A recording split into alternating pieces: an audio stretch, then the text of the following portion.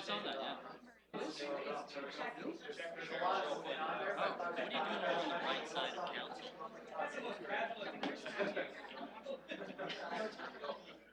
That's because we have an old guy here. And he walks.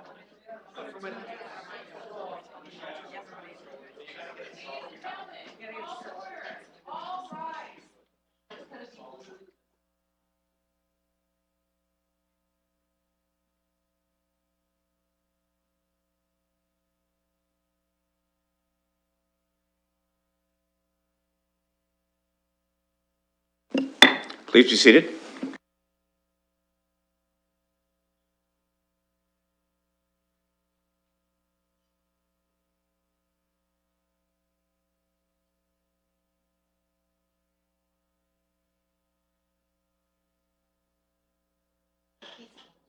I'll turn to Councillor Pelosi, please.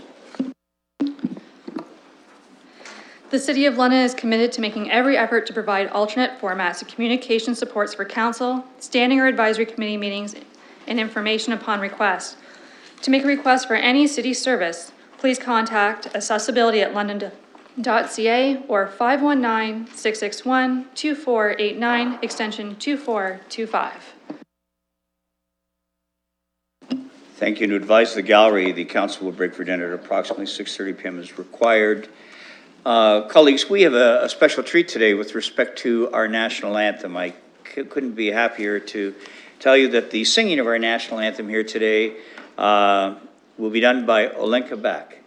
I've had the chance to meet with Olenka. She is absolutely brilliant. In 2014, she was one of the top 12 contestants of the reality TV show, The Next Step, and then was chosen to be part of another show, Supergroup. She's currently studying music production at Fanshawe College, loves to co-write and co-produce. Please help me welcome Olenka Back to the front. And please rise.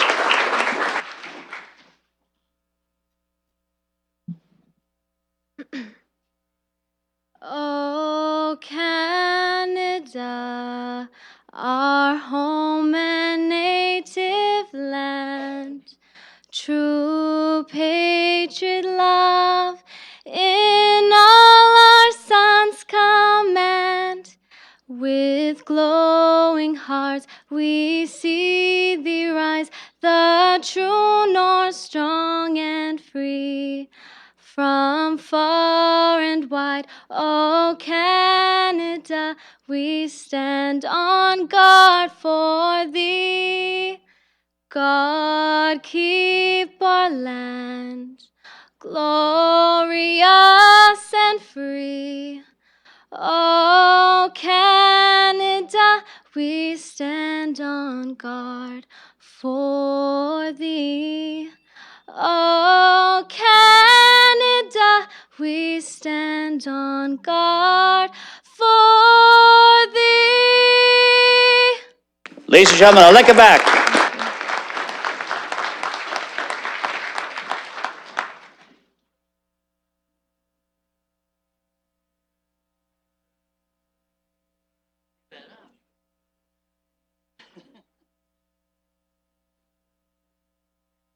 Time, Mo.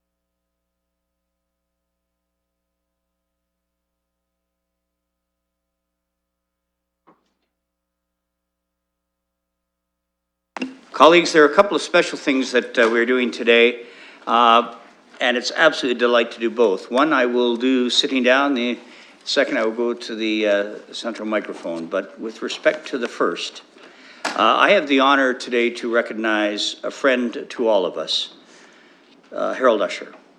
It's my delight to be congratulating Harold Usher on his appointment as the Honorary Consul of Belize.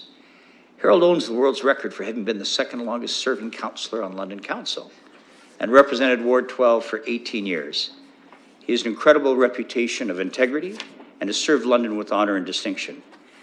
As all of us know, he's involved with so many multicultural and nonprofit community organizations and sits on multiple boards such as the Western Board of Governors and London Cross Cultural Learners Centre. He's also a member of Toastmasters International, where he says things that are sensational. He's an inspiring leader who always maintains his professionalism, a recipient of multiple honorary awards, such as the Canada 125 Commemorative Medal, the Distinguished Toastmasters designation from Toastmasters International, not once, twice, but 3 times, the Toastmasters International President's Citation, the Joint Professional Engineers Ontario and the Ontario Society of Professional Engineers Citizenship Award, the London, Ontario Black Community Achievement Award, the Pride African Canadian Achievement Award for Excellence in Politics, and we sure know that. I'm confident that this new appointment as Honorary Consul of Belize will promote great economic and cultural relations and opportunities between London and that great country of Belize. Councillor Pelosa and I had the opportunity to meet with Harold prior to this meeting, and there were cameras, so we all had to stay. And I was pleased to present Harold, as was Elizabeth, certificates of congratulations just before council started this evening. So, ladies and gentlemen, please join me in congratulating our great friend, Mr. Harold Usher.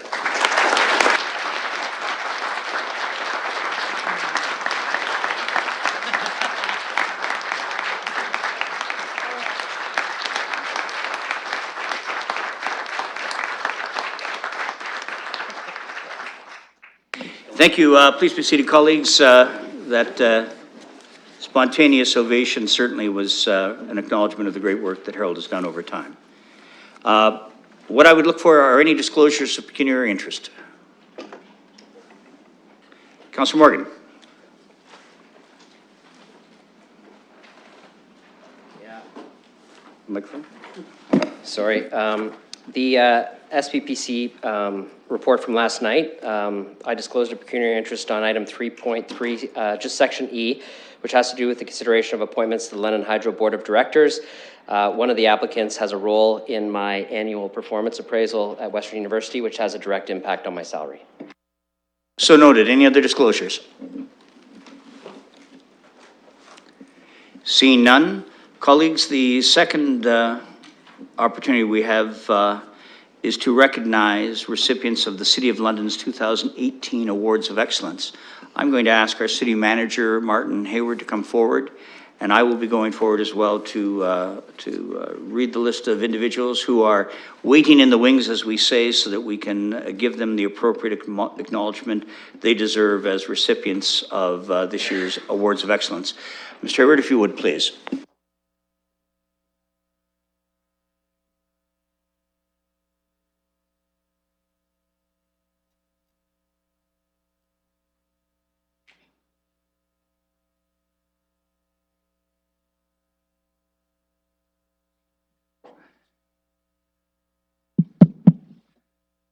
Are you ready? All right, that's good. Colleagues, staff and members of the gallery, the City Manager's Award for Collaboration is awarded to a person or team which has shown significant collaboration within the City of London, across its service areas, or with its partners and organizations in the broader community. The City Manager's Award for Collaboration for 2018 goes to Urban Campsite Response Team. Well done.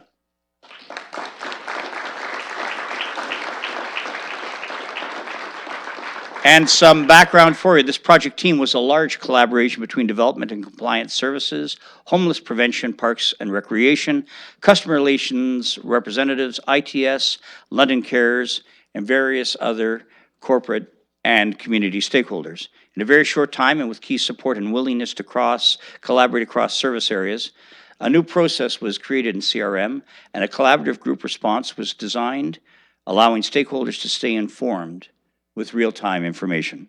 The group worked through varying obstacles, and while the process continues to improve, it is important to recognize that effective collaboration occurred to help our most vulnerable in our community. Let me take a moment to thank this team and recognize that working together can result in significant accomplishments that help our community and the people we serve. And I say on behalf of all of us, thank you to everyone involved. And I would ask the following individuals please to come forward to receive acknowledgement from our city manager. Heather Chapman.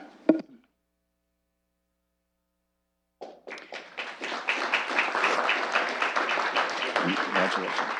Christine Jarvis.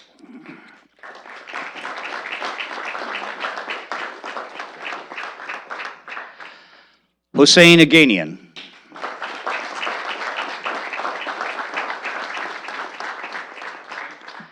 Tyson Jeannot.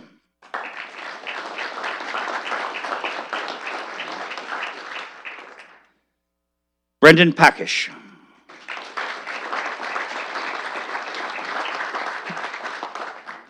Mariam Khan.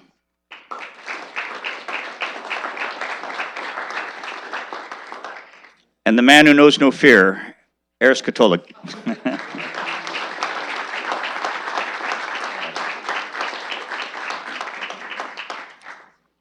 And unable to attend this evening, Jan Richardson, Scott Priest, Don Siddell, Chantal Maxwell, and Lynn Lubert.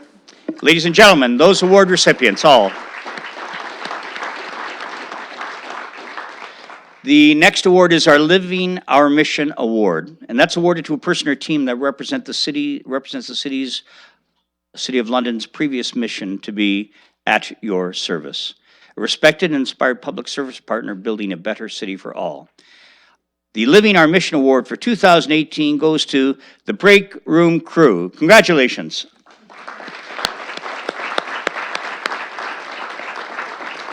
Now, for those who did not know, the City Plaza Break Room Crew is a team of employees that took it upon themselves in late 2017 to turn the new City of London space at City Plaza into a more connected, more engaged, and all-around happy workplace. Moving into new spaces such as City Plaza can come with challenges, especially with multiple service areas now working differently under the same roof. The Break Room Crew established themselves with a goal to replicate the sense of team that existed when each service area was located at Market Tower and to reestablish the same sense of one again in City Plaza. The efforts of the Break Room Crew include hosting a multitude of events, both big and small, designed to bring multiple service areas together. Additionally, the Break Room Crew hosted clothing drives, toy drives, bake sales, coffee carts, ice cream fundraising, and of course, their ever-popular soup days that brought employees together while focusing on giving back to our community. This truly reflects the At Your Service mission of the City of London. Thank you for bringing your coworkers together and with a focus giving back to our community. Please help me acknowledge Mr. Dan Catanto.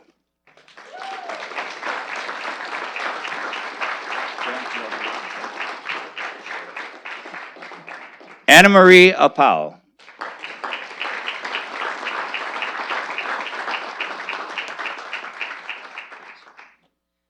John Doria.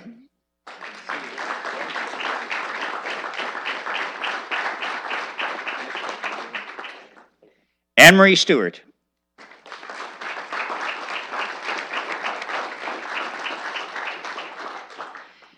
Hillary Muller.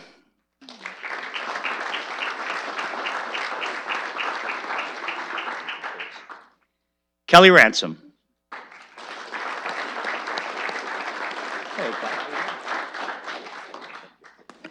And unable to attend, Tanya Bartram, Tina Pinero, Jennifer McCann, and Alice Luzen. Ladies and gentlemen, the Break Room Crew.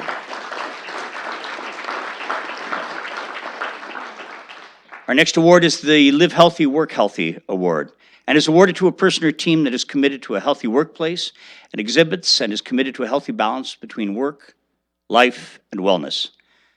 The Live Healthy, Work Healthy Award for 2018 goes to the facilities team. Congratulations.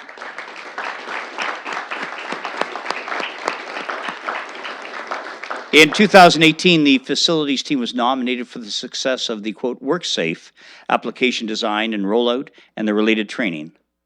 Electrical hazards are a significant risk in any workplace.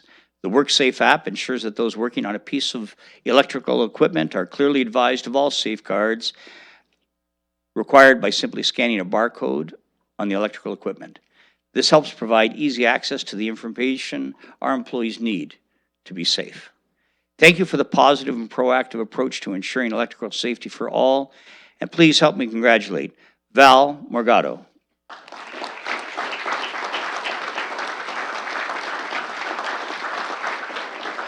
Paula Appleton.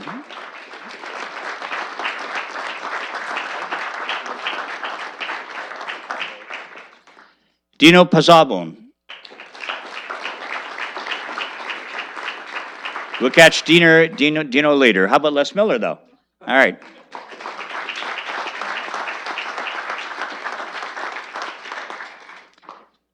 Rick Prue.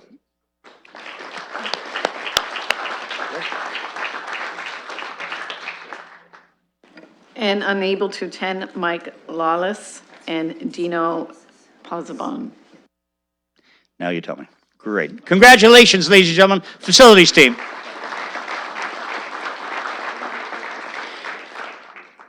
The final award is the City of London Volunteer Award, and it is awarded to a person or team who extends the city's commitment to service through exemplary volunteering in our community.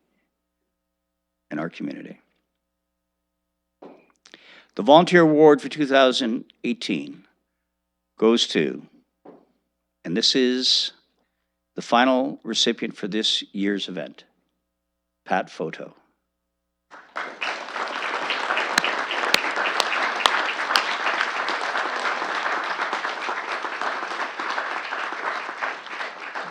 Can you just stay up here for a moment, Pat, if you don't mind? I've known Pat for many, many years. She's volunteered with World Vision since 2015, each year, helping to build homes for families in the Dominican Republic. She's now been part of 4 builds, all of which have Live Like Alex Incorporated. Pat honors her daughter Alex year over year by giving back with great passion and enthusiasm. Her volunteering, though, goes beyond house building. She recruits volunteers for the build, she raises funds, she leads the team with the support of the Live Different team with an infectious enthusiasm that one can only imagine. As an employee for the city, the past few years have been an opportunity of growth, not just from the houses we built. This is all quoted from Pat, but remembering what is important in life, what it means to be accepting of another human being, and the value that each one of us can have on the world around us. Congratulations, Pat. Thank you for your continued work. Where you act globally, you act locally, and this is a better community because of everything you do. Well done.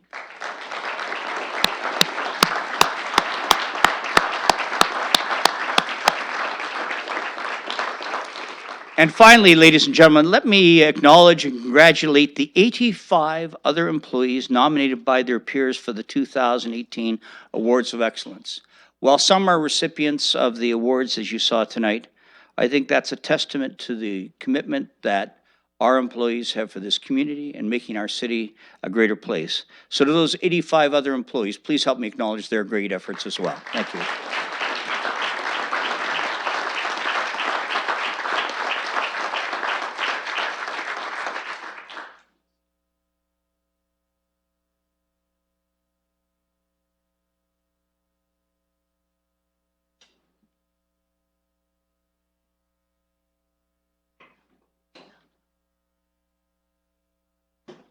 Colleagues, to advise you as well, there will be one more acknowledgement that we will be doing just before our dinner break, and that is the recipient of the 2019 Tim Hickman Health and Safety Scholarship. I will now ask if there are any confidential matters to be considered in public. I'm not aware of any. So I will ask for a motion to move into closed session. Councillor Van Hol, seconded by Councillor Kayabaga. Turn to your screen as we vote.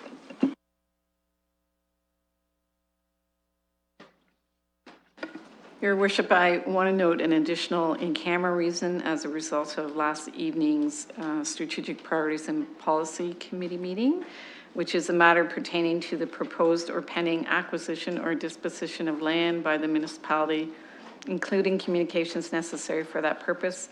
advice that is subject to solicitor-client privilege, commercial and financial information that belongs to the municipality and has monetary value or potential monetary value, and a position, plan, procedure, criteria, or instruction to be applied to any negotiations carried on or to be carried on by or on behalf of the municipality. So noted, thank you. Now I will turn your attention to the screen.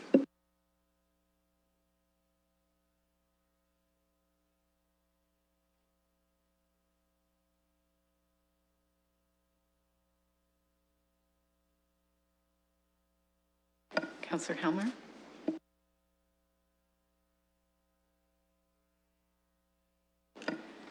Closing the vote and the motion carries 15-0. Colleagues will convene to our committee room. Thank you.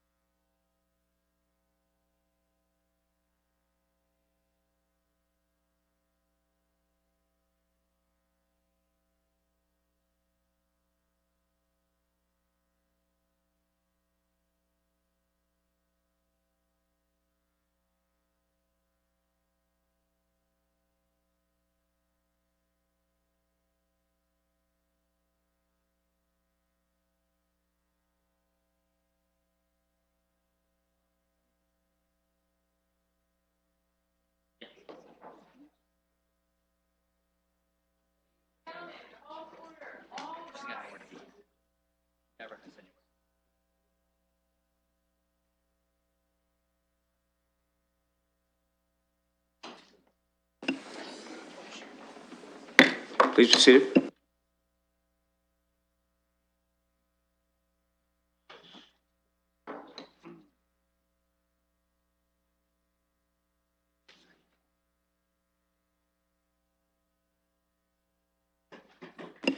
Colleagues, the fifth item on the agenda is the confirmation and signing the minutes of the prior meeting. I'll look for mover and seconder, please.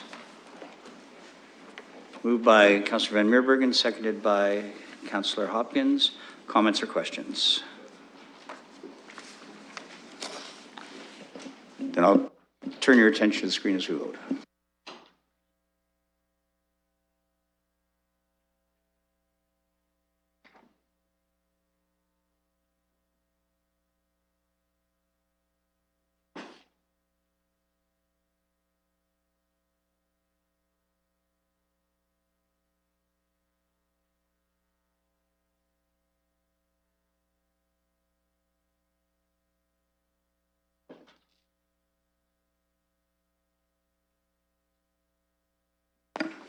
Closing the vote and the motion carries 14-0.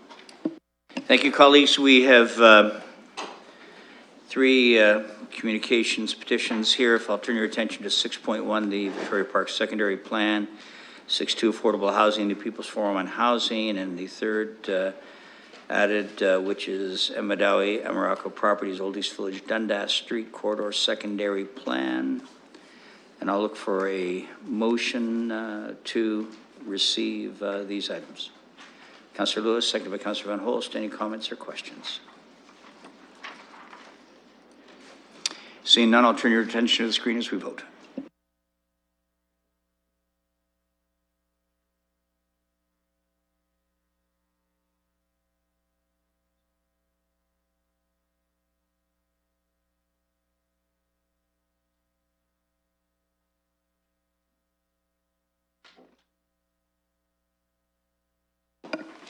Closing the vote and the motion carries 14-0. Thank you. There are no motions to which notice is given. So I'll turn to reports 8.1, the 14th report of the Corporate Services Committee. Councillor Morgan. Thank you, Your Worship. So I'm happy to present the 14th report of the Corporate Services Committee meeting. It's a 10-item report. I've been asked to deal with number 8 as a separate item, which is 2.6 in our report. That's the 4G plus 5G small cell pilot project. I know there was a divided vote on the expropriation piece, which is number 9. So I think we should deal with that one separately, which is 2.8 in our report. I don't know of any others that colleagues wanted dealt separately. If no one else would like to pull something, I would be happy to move the remainder. Councillor Van Meerbergen. Thank you, Mayor. If we could call number 7 separately for a vote. Thanks. Any other items colleagues wish to have dealt with separately? Councillor Morgan. Sure. So if not, I'm happy to put 1 through 6 and number 10 on the floor for consideration. Any comments or questions? Seeing none, I'll turn your attention to the screen as we vote.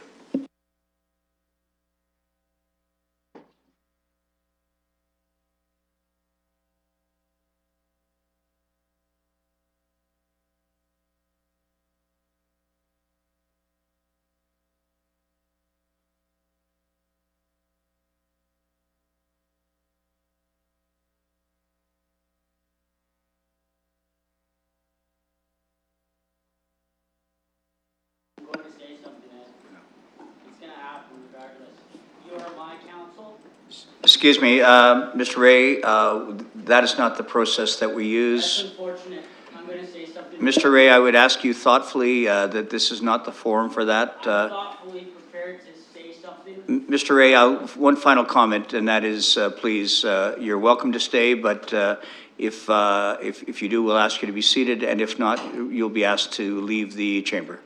And if I'm removed from the chamber, I'll be pressing charges.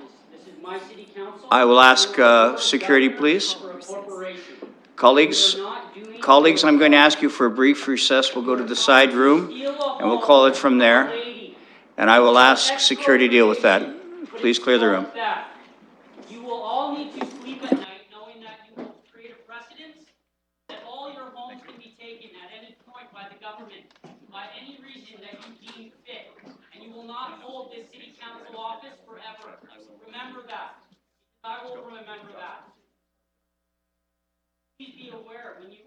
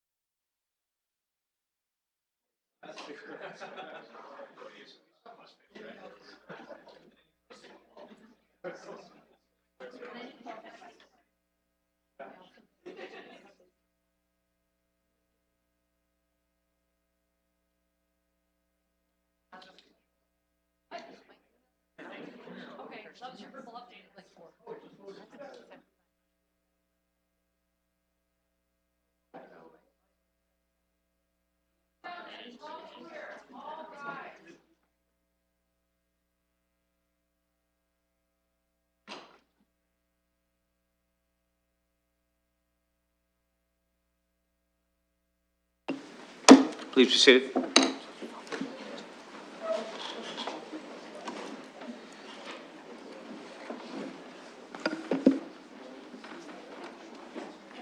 Closing the vote and the motion carried, 14-0. Councilor Morgan. Yes, item 7 is the update on the workplace diversity and inclusion. A colleague asked to deal with that separately. I believe it was Councillor Van Meerbergen. Any comments or questions? Councillor Turner. Thanks, Your Worship. This one comes up from time to time, and I wanted to rise just to kind of talk a little bit about it. And first, I want to acknowledge the lengthy amount of work that's been done by Councillor Sallee and Councillor Usher prior to that over years to be able to develop the workplace diversity and inclusion strategies that are recommended and represented in this report here. I wrote this out a little bit because there has been some discussion in the media about this, and I thought it was important to talk about. So, as a middle-aged white guy, I'm probably not the best person to explain why this is important, but as a middle-aged white guy who makes hiring decisions for my organization and sets policy here at council for over 3,000 employees, I think it's pretty essential that I have some understanding about why this policy is in place and why we're getting such reports.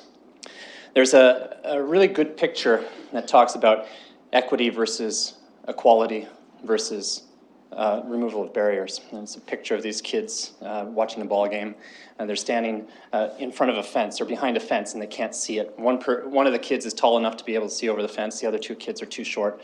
So they all have equal access to the field, but only one of them can participate with the game. Equity provides the opportunities for all three of them to be able to see over the fence. The other two, who are a little shorter than the tallest one, have boxes to be able to lift them up to be able to see over, and so they have the ability to participate in the same way. But removal of barriers is getting rid of that fence so that everybody can see. To say that we have merit-based hiring here is only partially correct. This report discusses why that's so, and it gives us a bit of a snapshot in time of our current diversity within the workforce, and it allows us to benchmark. And so we may just say that we hire the best person for the job, but is that really true? This is where things like unconscious bias, workplace culture, and perceptions of fit undermine our ability to get the best people for the job. So I'll give you a couple examples. When we're reviewing resumes, two candidates may have very similar qualifications, but one of them went to a university you're familiar with, and the other one didn't. In fact, went to a school overseas. And so does the hiring manager sit there and unconsciously exclude the one from overseas with the overseas credentials because they're unfamiliar with the quality of that university's programs? One needs only to talk to a few taxi drivers around London to understand how many underemployed foreign credentialed doctors, engineers, and other professionals are unable to get work in their fields in Canada, and that recognizing foreign credentials is one of the ways that we can remove barriers. Another example is a hiring manager interviewing candidates, two applicants to fill one spot in one of their teams. The qualifications, again, are very similar, but to this hiring manager, fit is really important because they have a very well-functioning team and they want to make sure that whoever goes into that team has a strong fit with that group. Well, does the hiring manager choose the candidate who's most similar to the other team members? And if they do that, what happens if that team really lacks diversity? The ability to place somebody from a diverse background into a team without much diversity might be an influencing factor in determining the fit in that team. And what if that candidate has an accent, for example, and it might be a little more difficult to understand? Is that one of those barriers that maybe unconsciously that we think about as we're going through the hiring process? And really, if the team would be less likely to accept that candidate, is that team actually truly highly functioning? And so that's a cultural question. Again, one of the things this strategy tries to address. So even further than this, is if the perception of the City of London as an employer is one of those as being closed, non-inclusive workplace, will we even get the best people applying for jobs here? So they say what doesn't get measured can't be improved. And this report shows that the measurement and the steps being taken to address unconscious bias in workplace culture to ensure that we have the most qualified employees and to ensure that we have a workforce that reflects those it serves. It absolutely is merit-based. Is this a slippery slope towards quotas? I really don't see it that way. Quotas are kind of a lazy way of increasing diversity without necessarily getting the best candidates. What's being detailed here is the long and really hard work involved in achieving both. Thank you. Any other comments or questions? Councillor Van Meerbergen. Thank you, Mayor. As we heard at the committee meeting from staff, when the question was asked about merit, verbally we heard that, yes, the City of London hires based on merit. And all of these activities regarding diversity are wonderful, but they need to tie back to merit. And saying it isn't frankly good enough. It needs to be in writing. And so the reports that I've seen, both of them have not mentioned in writing about the tie back to merit and that we're a merit-based hiring organization. So that is the point I'm trying to make, is that we need to have that in writing and not simply verbalized. Thank you. Any other comments or questions? Colleagues, there's a motion on the floor. I will turn your attention to the screen.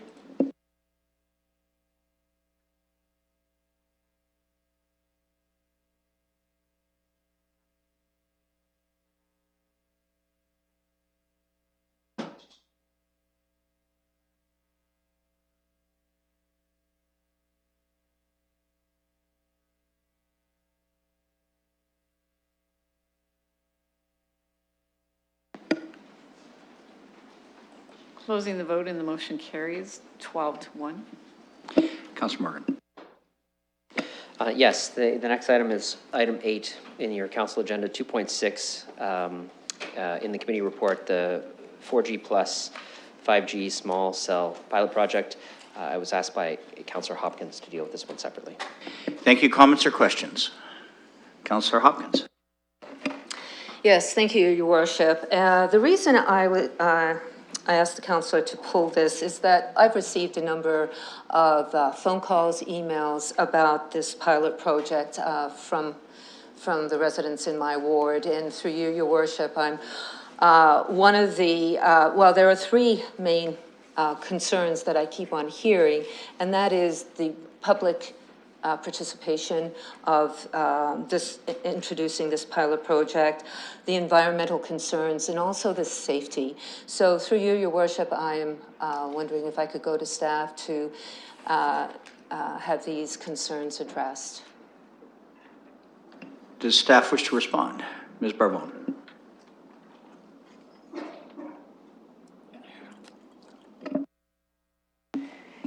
Thank you, through your worship. So I can respond to the PPM directly, and then perhaps Mr. Daly can respond to the other 2 items on the safety and environmental.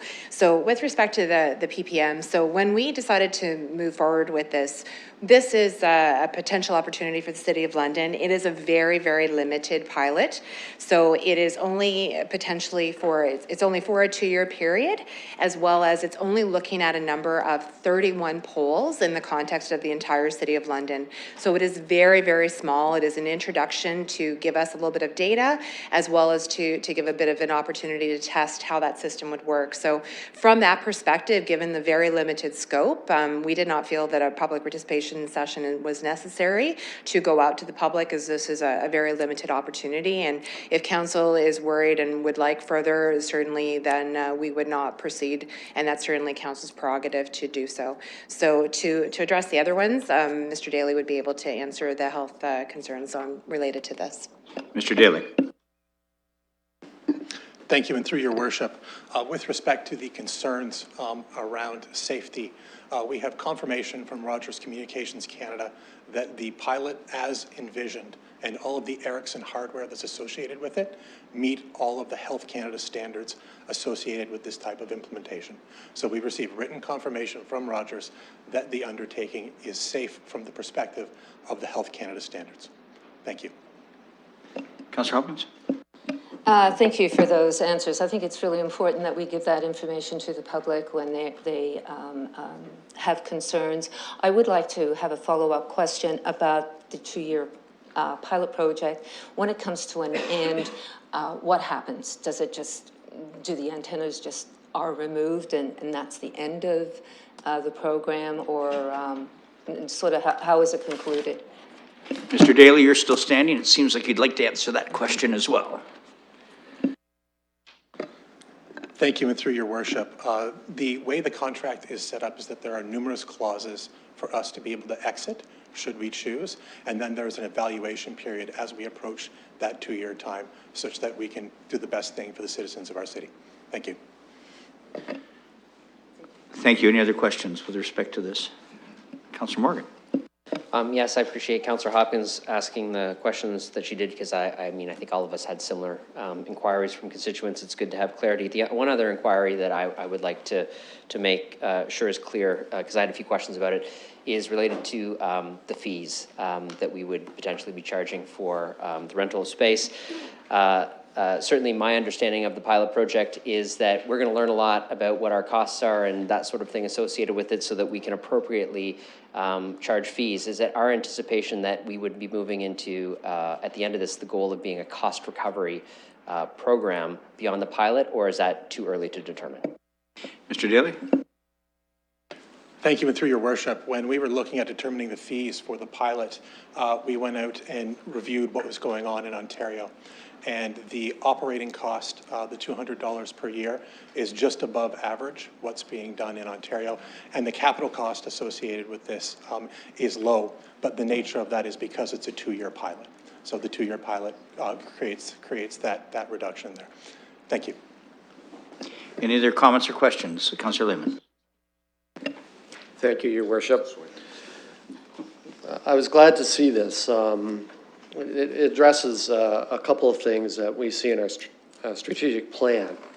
First of all, building a sustainable city. This is infrastructure. Infrastructure in my lifetime was roads and sewers. In the information age that we're at right now, to be a modern city, 5G is going to play a big part in going forward. So I'm pleased to see that we are at the forefront of this. It also deals with what we described in our strat plan of moving forward with innovation.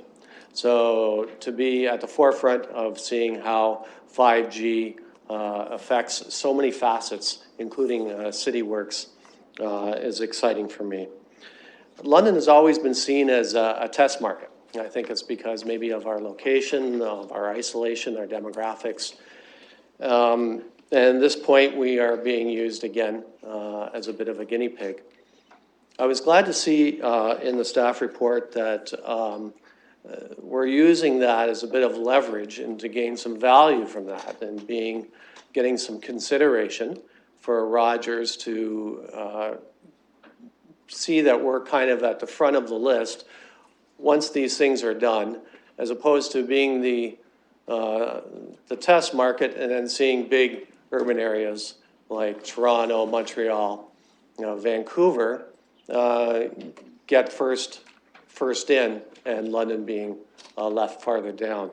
I would like to ask the staff to expand a bit on Rogers' commitment or statement that they might have made to us with regards to seeing that we would be near the front of the line once these things become implemented. Thank you. Mr. Daly. Thank you, and through your worship, a direct quote from a Rogers executive is, "Having a small cell agreement in place positions the City of London well to be prioritized for earlier 5G deployment in Ontario." Thank you. Thank you. Councillor Van Meerbergen. Thank you, Mayor.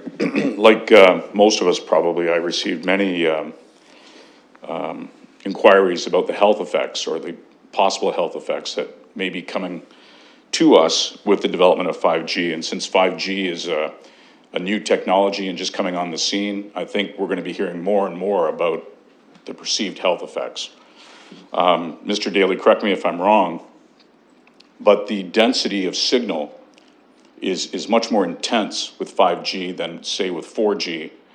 I believe I saw the stat that the cell towers have to be about 200 meters apart because it is so dense, whereas the 4G was maybe 2 kilometers or 3 kilometers, maybe 5 kilometers apart. So with this increased density in these signals, I think you can see how people are starting to get this idea that maybe the increased radiation, if you want to call it that, the increased signal strength can play havoc with human tissue.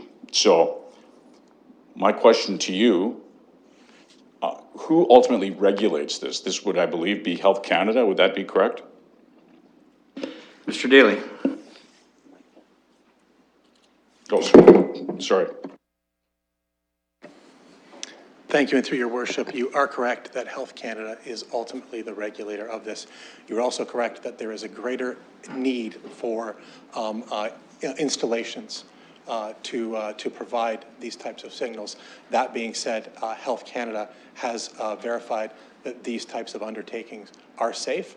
And if we look to the world, over 600 cities across the world are participating in these types of undertakings. Thank you. Is there a follow-up? Quick. So as we know now, it is completely safe. I think it's important for the public to hear that. Is that a correct statement? Mr. Daly. The information that we have from Health Canada indicates that we can move forward with the undertaking. Thank you, Councillor. Any other comments or questions? Councillor Pelosi.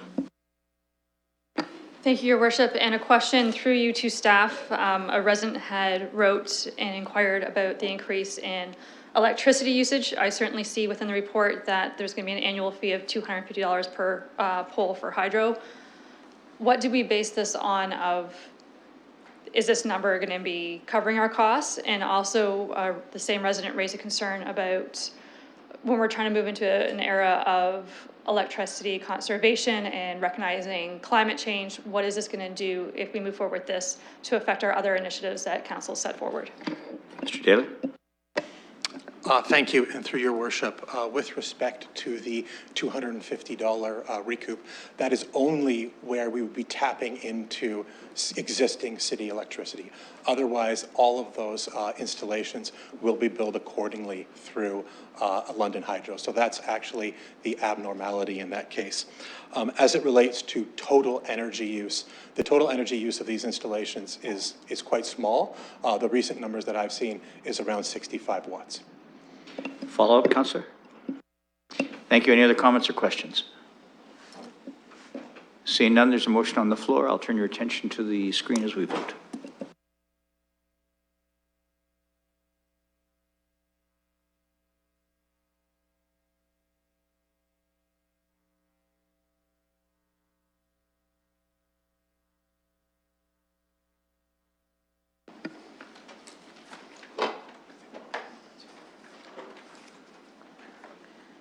Closing the vote, and the motion carries 13-0.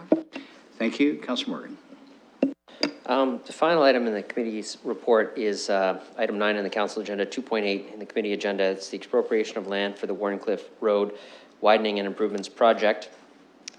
This is an authorization for us to make an application to the expropriating authority to move forward on possible expropriation of up to 12 properties.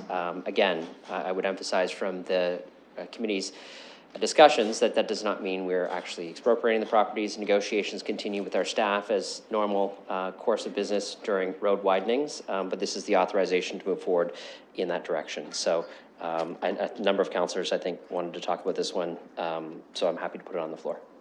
Well, we'll see. Any comments or questions?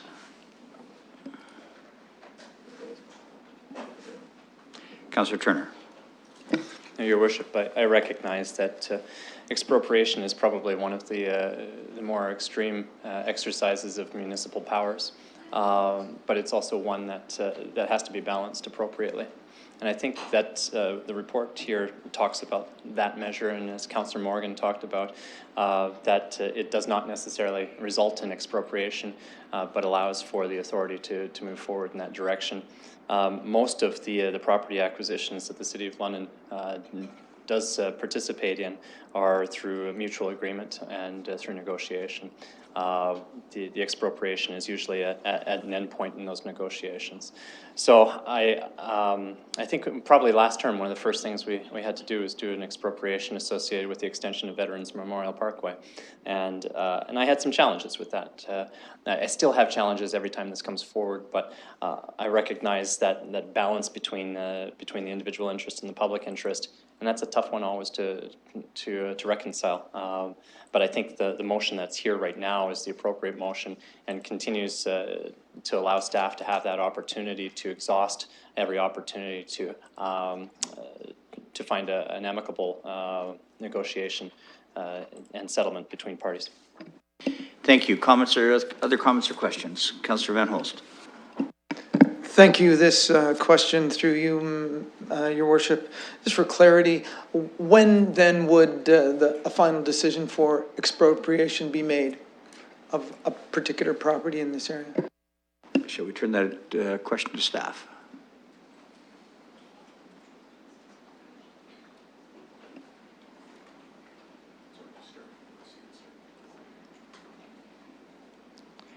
Or not? While that's under consideration, it feels a bit like expropriate. Oh, Mr. Warner. Through your worship, this is the first step in the process. This is the application. There will be time for us to continue negotiations. There will be notices provided to all of the owners that are within the application that are outlined in the schedule. Those owners will have an opportunity to request a further hearing of necessity.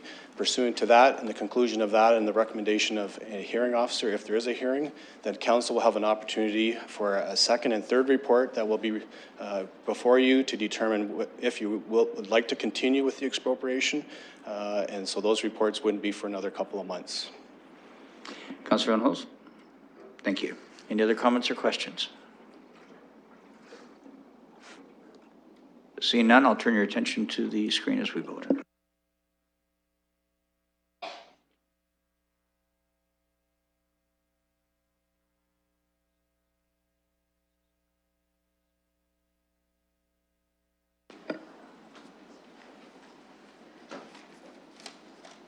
Closing the vote and the motion carries 12-1.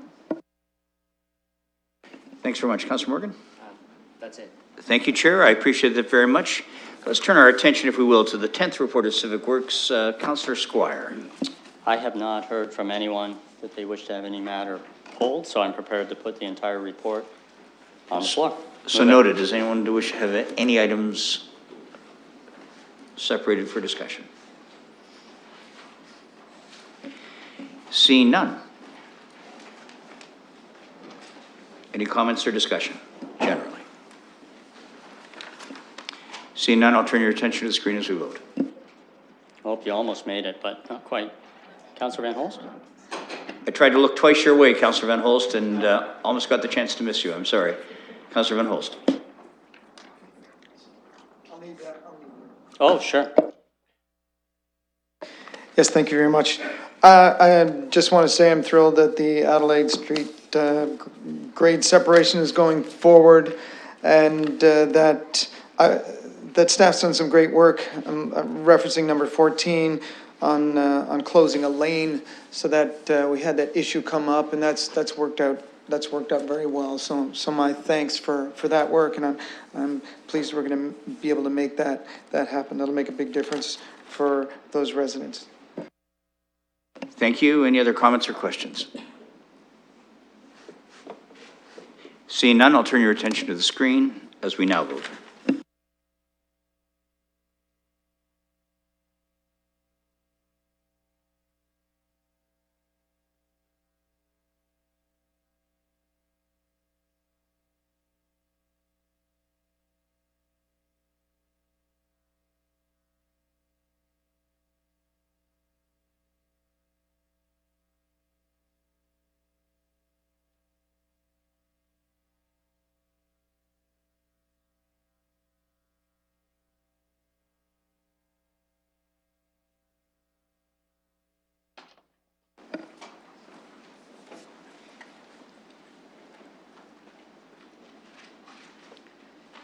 Closing the vote, and the motion carries 13-0.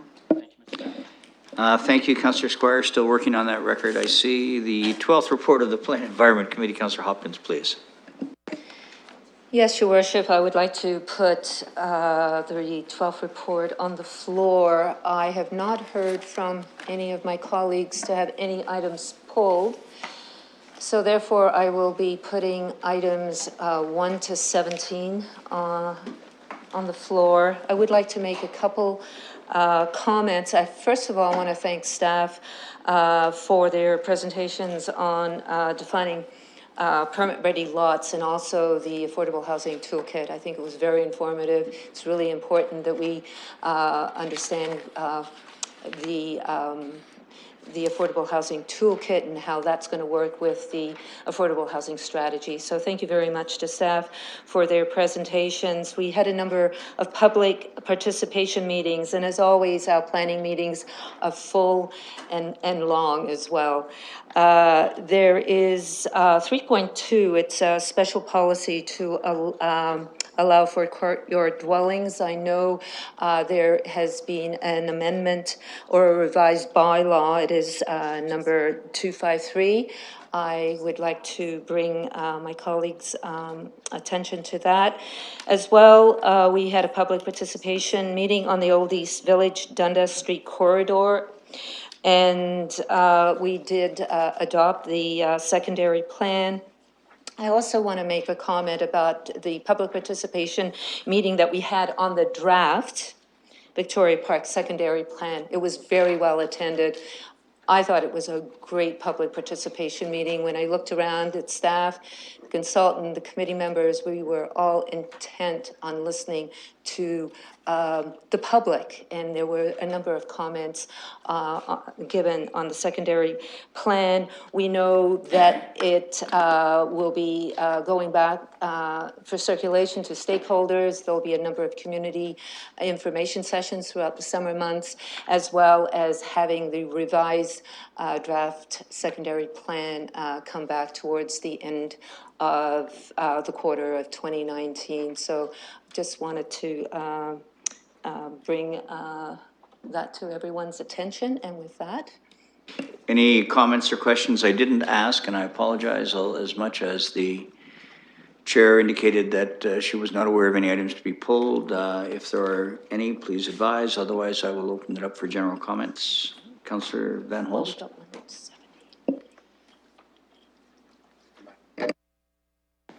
I would make a comment, thank you. At the meeting we had previously, I'd put out a suggestion, and I have to tell you, I'm extremely excited that staff has taken it on, the idea of using virtual reality to decide or help make decisions about buildings. So you can look through that and see how something would actually appear when after it's built, and that's going to really help us with decisions, because it's not necessarily the height of a building, but how it's structured and built that's going to really make the difference. And when we can see those nuances, we'll be able to make great decisions and maximize the use of this really important area. Thank you. Any other comments or questions? and if I may, Your Worship, that is going to be part of the public information sessions on the draft Victoria secondary plan too. So noted. Other comments or questions then? Seeing none, we have the report on the table. I'll turn your attention to the screen, please, as we vote.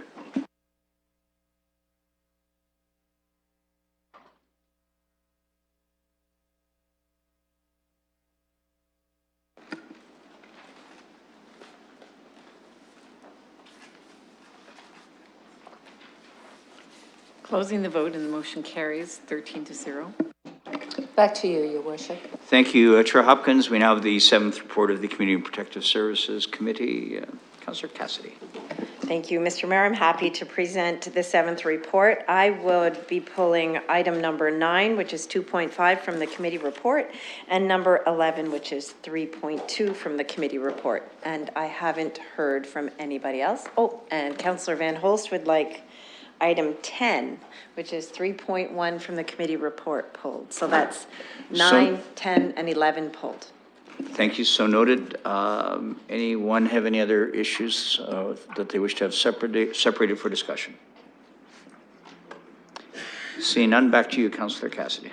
Thank you. So just briefly, we had a number of delegations that came and a lot of talk on the issue of homelessness. Staff presented a very thorough update on their homelessness prevention plans and coming forward with a 5-year review.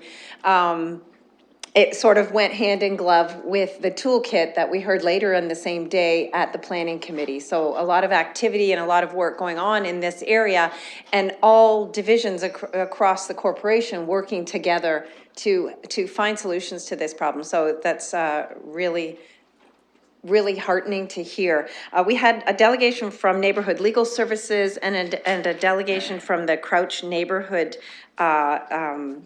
Resource Center.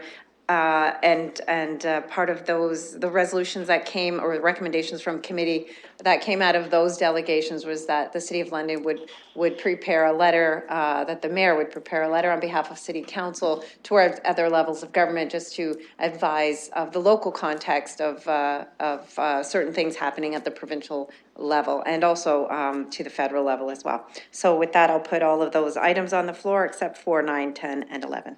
So noted. Any other comments or discussion from colleagues?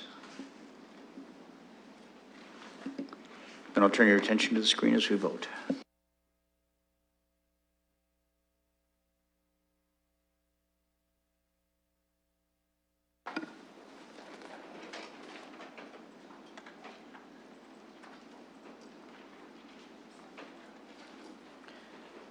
Closing the vote, and the motion carries 13-0.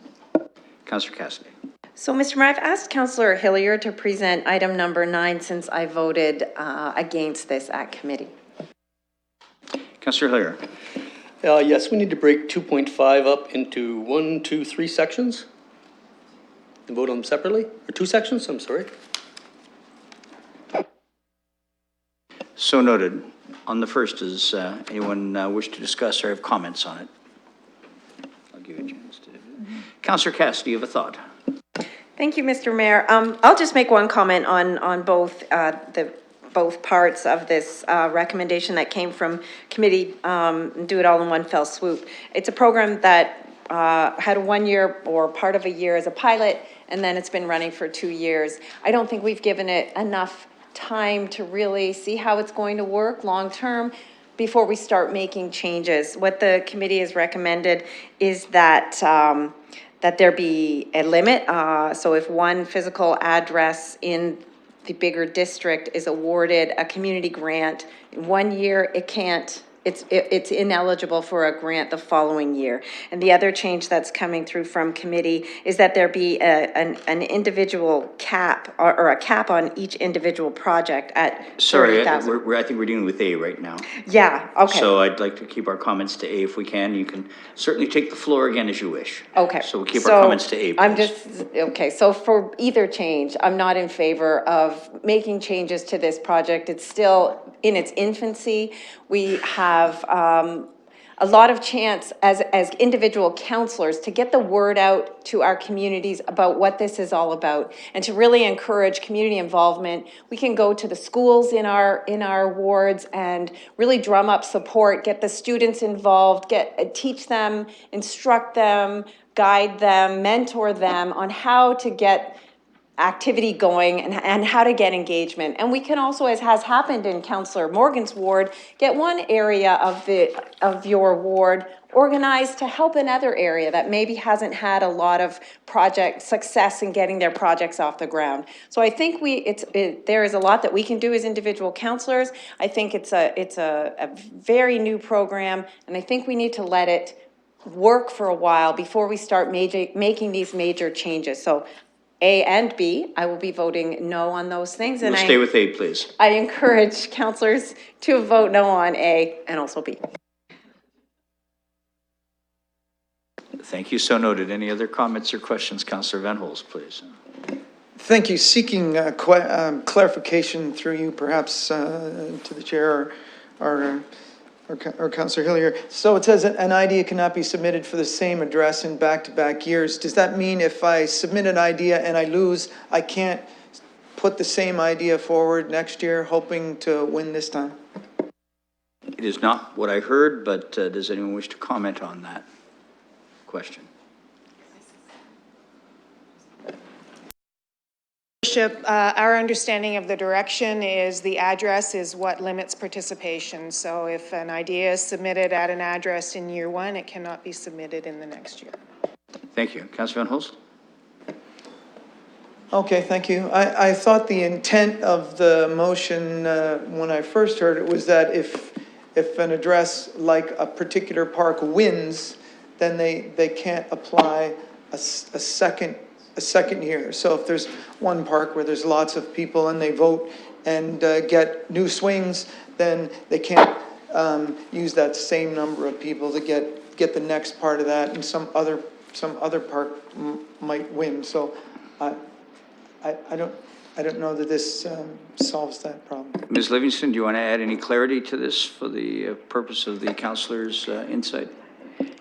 Your Worship, we were responding to the direction of the committee at the time, and our report is fairly clear in that the language says explicitly an idea cannot be submitted for the same address in back-to-back years.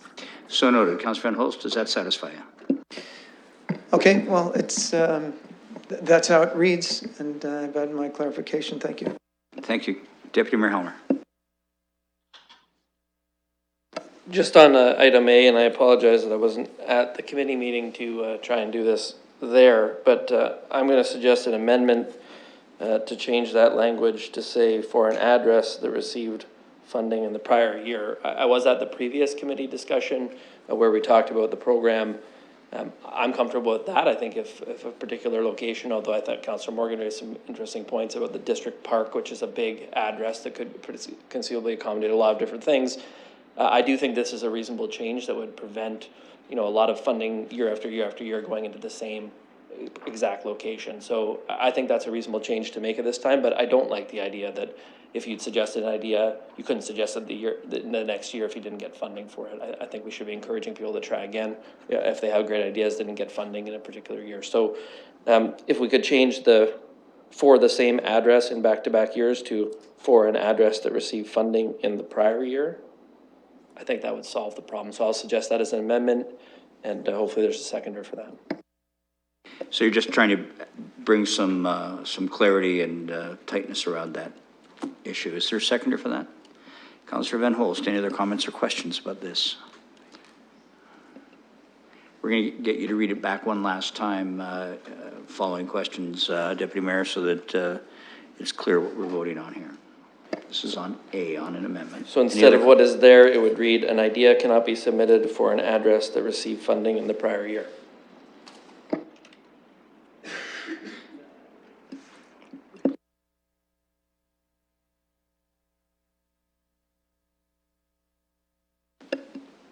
I'm advised by those who pay mind to such things that your amendment is contrary to the intent of the motion, so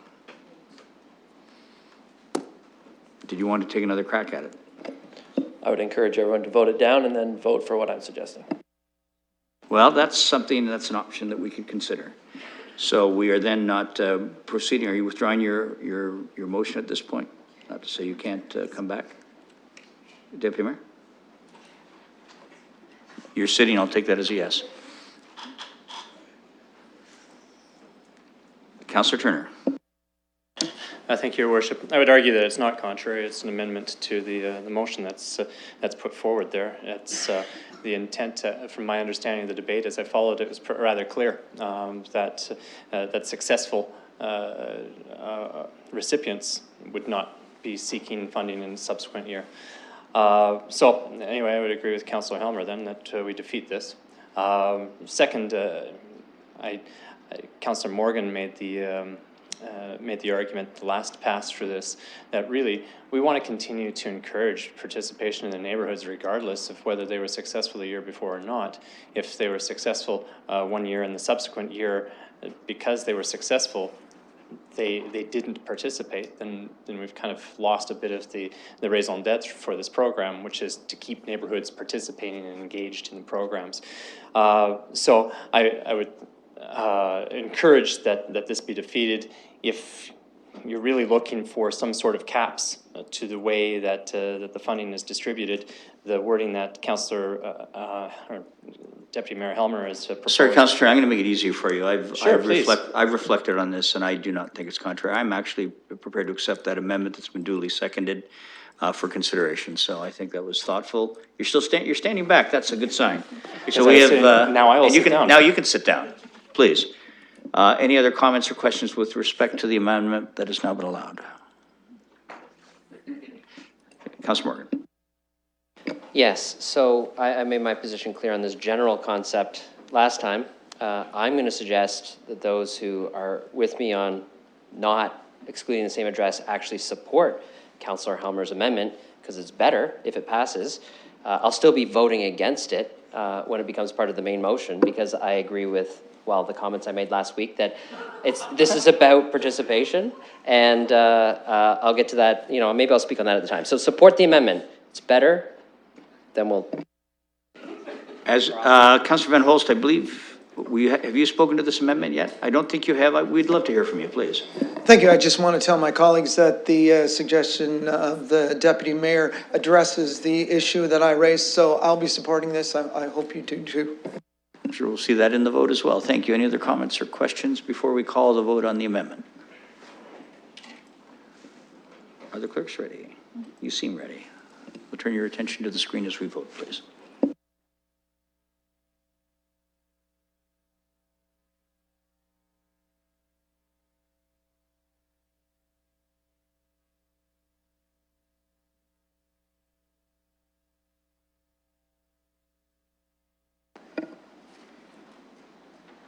Closing the vote and the motion carries 11-2. Thank you. And colleagues, because we split A and B, now I'll look for a motion to accept Part A as amended. Is there a mover? Councillor, I was going to trick you, Councillor Morgan, but that didn't happen. Is there a mover? Councillor Hillier, is there a seconder? Councillor Van Meerbergen, any comments? Councillor Morgan. Yes, on the amended motion, I would encourage you to defeat it, but also support B when we get to that point. I don't believe we should be excluding anybody from participating in the process. There's inherent value in the program in the actual participation of picking a site, encouraging people to vote for it, thinking up the ideas, submitting the ideas. That is a really important part of the program. I know that winning is really great too. I mean, all of us have won an election. It's super awesome. But there's inherent value in the process, and I don't want to create a situation where someone feels like they don't want to participate in the process because their address is excluded because it won last year, especially if it's a new idea, especially if it's in a place like a park where there could be multiple good ideas. I think capping it when we get to that discussion will actually create multiple winners in areas. That might solve part of the problem. I'd like to see how that works first before we start restricting specific locations. So I would vote against the amended A. Councillor Cassidy. Thank you, Mr. Mayor, and I thank through the Deputy Mayor for the clarification. It was not my motion, so I did not write those words. But there was a little bit of confusion at the committee about the idea of the address for the, because there are there was one school as an example in the pilot where their address was used to submit an idea in 1 year for their physical location, and in a subsequent year, that address submitted an idea for a different location. So through you to staff, is there understanding based on the wording that's been approved, how we will adjudicate that? Ms. Livingston, can you give us some thoughts? Through the chair, we'll be explicit in asking where exactly will the project be located. I don't care much where people are located on where they're submitting it from. We care about where the project will be, so we'll be very explicit about that. So I'll just say briefly that I agree with Councillor Morgan, and I will be voting against this. Thank you. Councillor Lehman. I've been wrestling with this one because I can see both sides of the argument. But I do hear what Councillor Morgan is saying. And if there are multiple proposals put forward, I think staff would factor in the fact that if one particular area won the previous year and there's a good idea that they're weighing the two, that might factor in their decision. We might want to give this area a shot.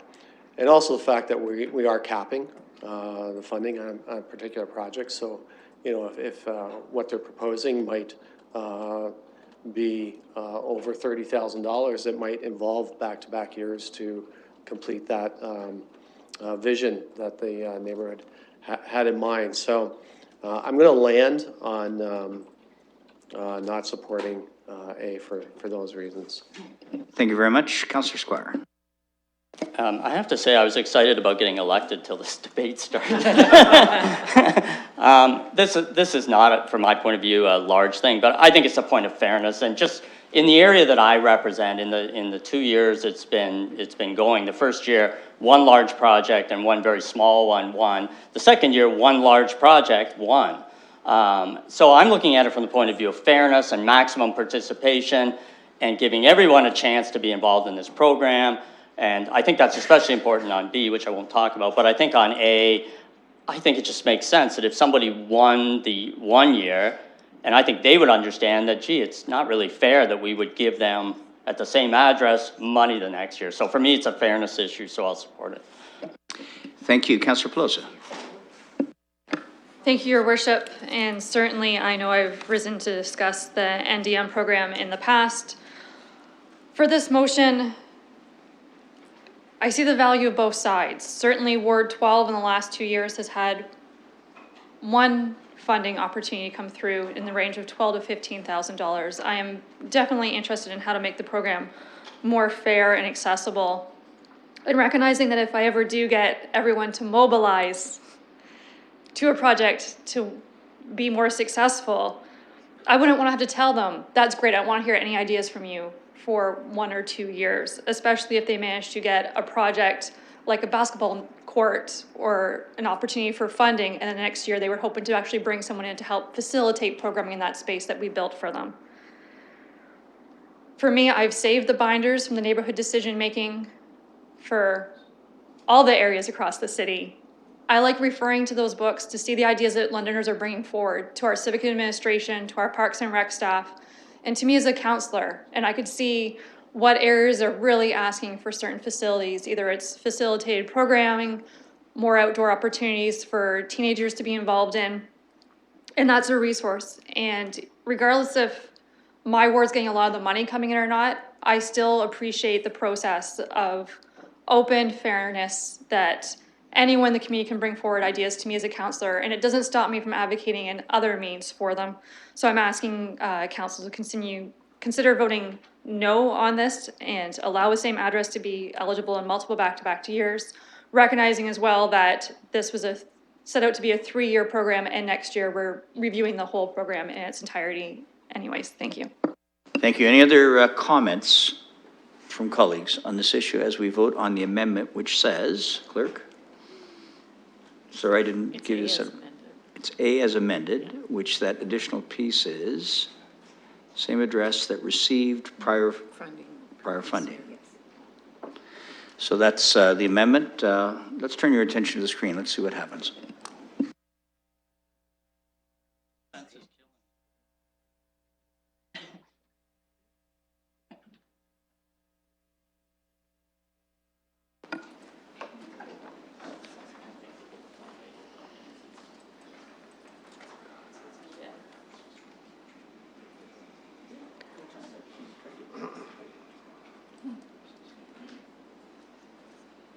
Closing the vote and the motion is lost, 6-7.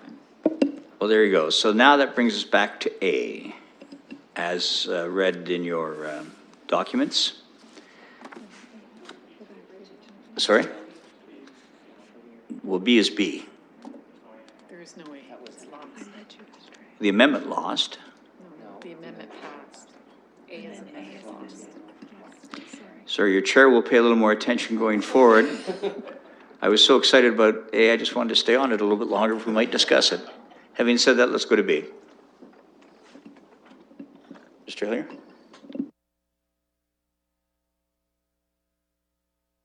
Let's do it this way then. Any discussion with respect to B as indicated? Deputy Mayor Helmer. Thank you. I hope we can at least make this change to the program. I would say I think the program has been good overall, and I want to say that because I think it's funded a lot of cool projects, things that probably wouldn't have happened if we didn't have the program, and I think a lot of people would be able to be engaged. But when we set it up, we chose to have 5 areas. I personally, my own preference would be that we change the geographic boundaries. I think that that eventually is something we're going to have to deal with, not necessarily going to 10 or a huge number of them, but change them a bit so that we have different boundaries. I would say this program is working really well for one part of my ward, so the south end of the ward. People are super engaged in it. They're proposing all kinds of ideas. They're winning and being able to fund those ideas. Those ideas are happening and they're really improving the community. I think that's the sort of best case scenario. People are seeing that happening and I think it's very successful. In the northern part of the ward, in around Kipps Lane, Huron Street, there's a lot of apartment buildings, people who are renting, lower income area. People are not liking this program so much. When they do submit ideas, they're not successful. It's not delivering anything really in their neighborhoods that's helping to meet any of those needs. And what they're seeing instead is that the sort of northeast corner, Councillor Slee's not here, so I can't blame him for it, but Cedar Hollow is just cleaning up every time in the neighborhood decision making. Good for them. They're mobilizing, they're engaging, they're getting a lot of money to invest in areas of their neighborhood. But it's really not working for people in Kipps Lane and Huron Street, for example. So I think we need to make a change. I think this change where you cap the amount, it's going to help, because it's going to probably result in more projects being funded, It's probably going to spread it around into more areas. But I do think if we don't make the change around the geography now, we're probably going to be looking at it again in the future. I'm fine to move forward with this one, see how that goes. And I think we have to be open to making some changes as it goes. Because yeah, it's new, but we need to make sure it's working as well as it can. I didn't hear an amendment there, but any other discussion or comments? Councillor Morgan. Yes, I want to agree with everything Councillor Helmer said. I think that this is a good step forward in the program by capping a project. I actually think that the 30,000 amount, I know different numbers were toyed around with, is not a bad amount. It allows for some significant projects to be put forward and funded. It also ensures that there will be at least 2 in each area and hopefully a few more because I think sometimes encouraging smaller projects is good. We don't want to just encourage people to submit big giant projects all the time. Small projects are really great to fund as well. And I think that this is an appropriate level to cap it at, and I'll look forward to see how this changes the dynamic. And I know our staff are monitoring this program very carefully. I actually am open to looking at the right point down the road about changing the number of jurisdictions. I know that there are consequences to that. I think staff articulated that clearly. For now, I think this is a good change that will not put a huge onus on our staff to execute the program, but actually create multiple winners in each of the areas, and I think that's a positive. Any other new or different comments that colleagues would like to share? Going once? Well, it's got to be hand up when I'm looking, please, or please, colleagues, let's do this. Make sure that I never want to miss you because you're all nice, and it's more importantly, you're all important to this discussion. So it is possible that as I look and I see nothing, I'll turn the other way. And I've certainly had at least 8 colleagues say, you missed me, but I would then ask, please, get my attention, shout, do what it takes because we don't want to miss important input. So it's never intended. So I would just ask you, please, if I do miss you, I do not want to miss you. And so if there are any other comments, please advise. His hand is down. Any other comments? Then let's turn the attention to the screen and vote, please.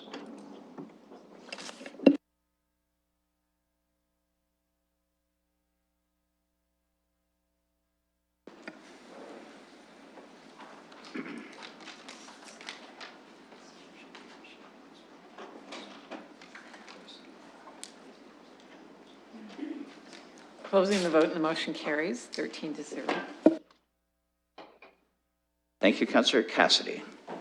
Thank you, Mr. Mayor. Councillor Van Holst had asked that we pull item 10, which is 3.1 from the committee report. Excuse me, so noted. Comments or questions? Thank you, Your Worship, and through you to our staff. I'd like to ask them what we're doing that's an immediate of nature. And we had a delegation, a person who was representing about 24 groups, ask us to take some immediate action on homelessness. And so my question then is, what are we doing that falls into that nature of immediacy? I'll ask staff. Ms. Daderspear, would that be you, please? Thank you through the chair. We were pleased to receive the information from the community, and we've been working with the community on a number of initiatives, and we're clearly aware that this issue continues to be a great concern in our community, especially as the weather warms up, as it relates to homeless prevention and homeless support services. So we have taken some immediate steps to talk with our partners about what the needs of those who are experiencing either living rough or living on the streets is, what they're looking for in terms of supports. We've been meeting with our shelter providers to get some understanding of what availability there might be or what additional availability there might be for our shelter support services. We've talked to agencies like London Cares who have given us a sense about how individuals on the streets currently want to be supported, as opposed to larger shelters. They might like to be together in smaller areas. So we're looking at options in the community that might include access to smaller units, smaller homes, shared opportunities. We're also looking at opportunities for rent supplements, trying to get people rapidly rehoused as quickly as we can. Councils will know we've also approved funding under the Coordinated Informed Response Initiative, and so we've been working with those partners as well to ensure that individuals are at least provided with opportunities for resting, to get out of the heat, to get water, to be supported for rest. Ultimately, we want to get people housed. We have a housing first approach, and that's what we're working on at this point in time. We could explore larger locations, the use of either vacant spaces or campgrounds. Those come with some unique challenges, both from health and safety perspectives, but also we've heard from those people in our community that that might not be something that the individuals in our community are looking for as well. They're looking for smaller spaces where they would feel comfortable, and that's why we would look that way. I can say to you as a council, we are working on this. We're working with our partners, and we feel that we will try to get some additional urgent issues addressed and supports to individuals as quickly as we can. Thank you. Thank you, Councillor Van Holst. Any other comments or questions? Seeing none, I turn your attention to the screen as we vote.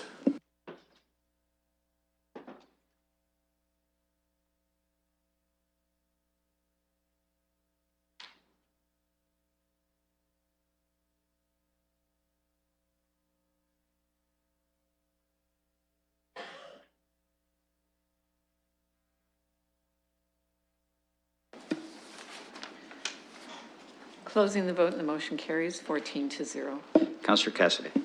Thank you, Mr. Mayor. So item 11, which is 3.2 on the committee report, was the London for All update from the implementation body led by Roxanne Riddle, who is in the gallery, and same with Kelly Ziegner, both from United Way, and leading the leadership table at London for All. They had a number of representatives from the leadership table, each represent an accountability table on the implementation body, and they are tasked with the various recommendations that came through in the London for All report.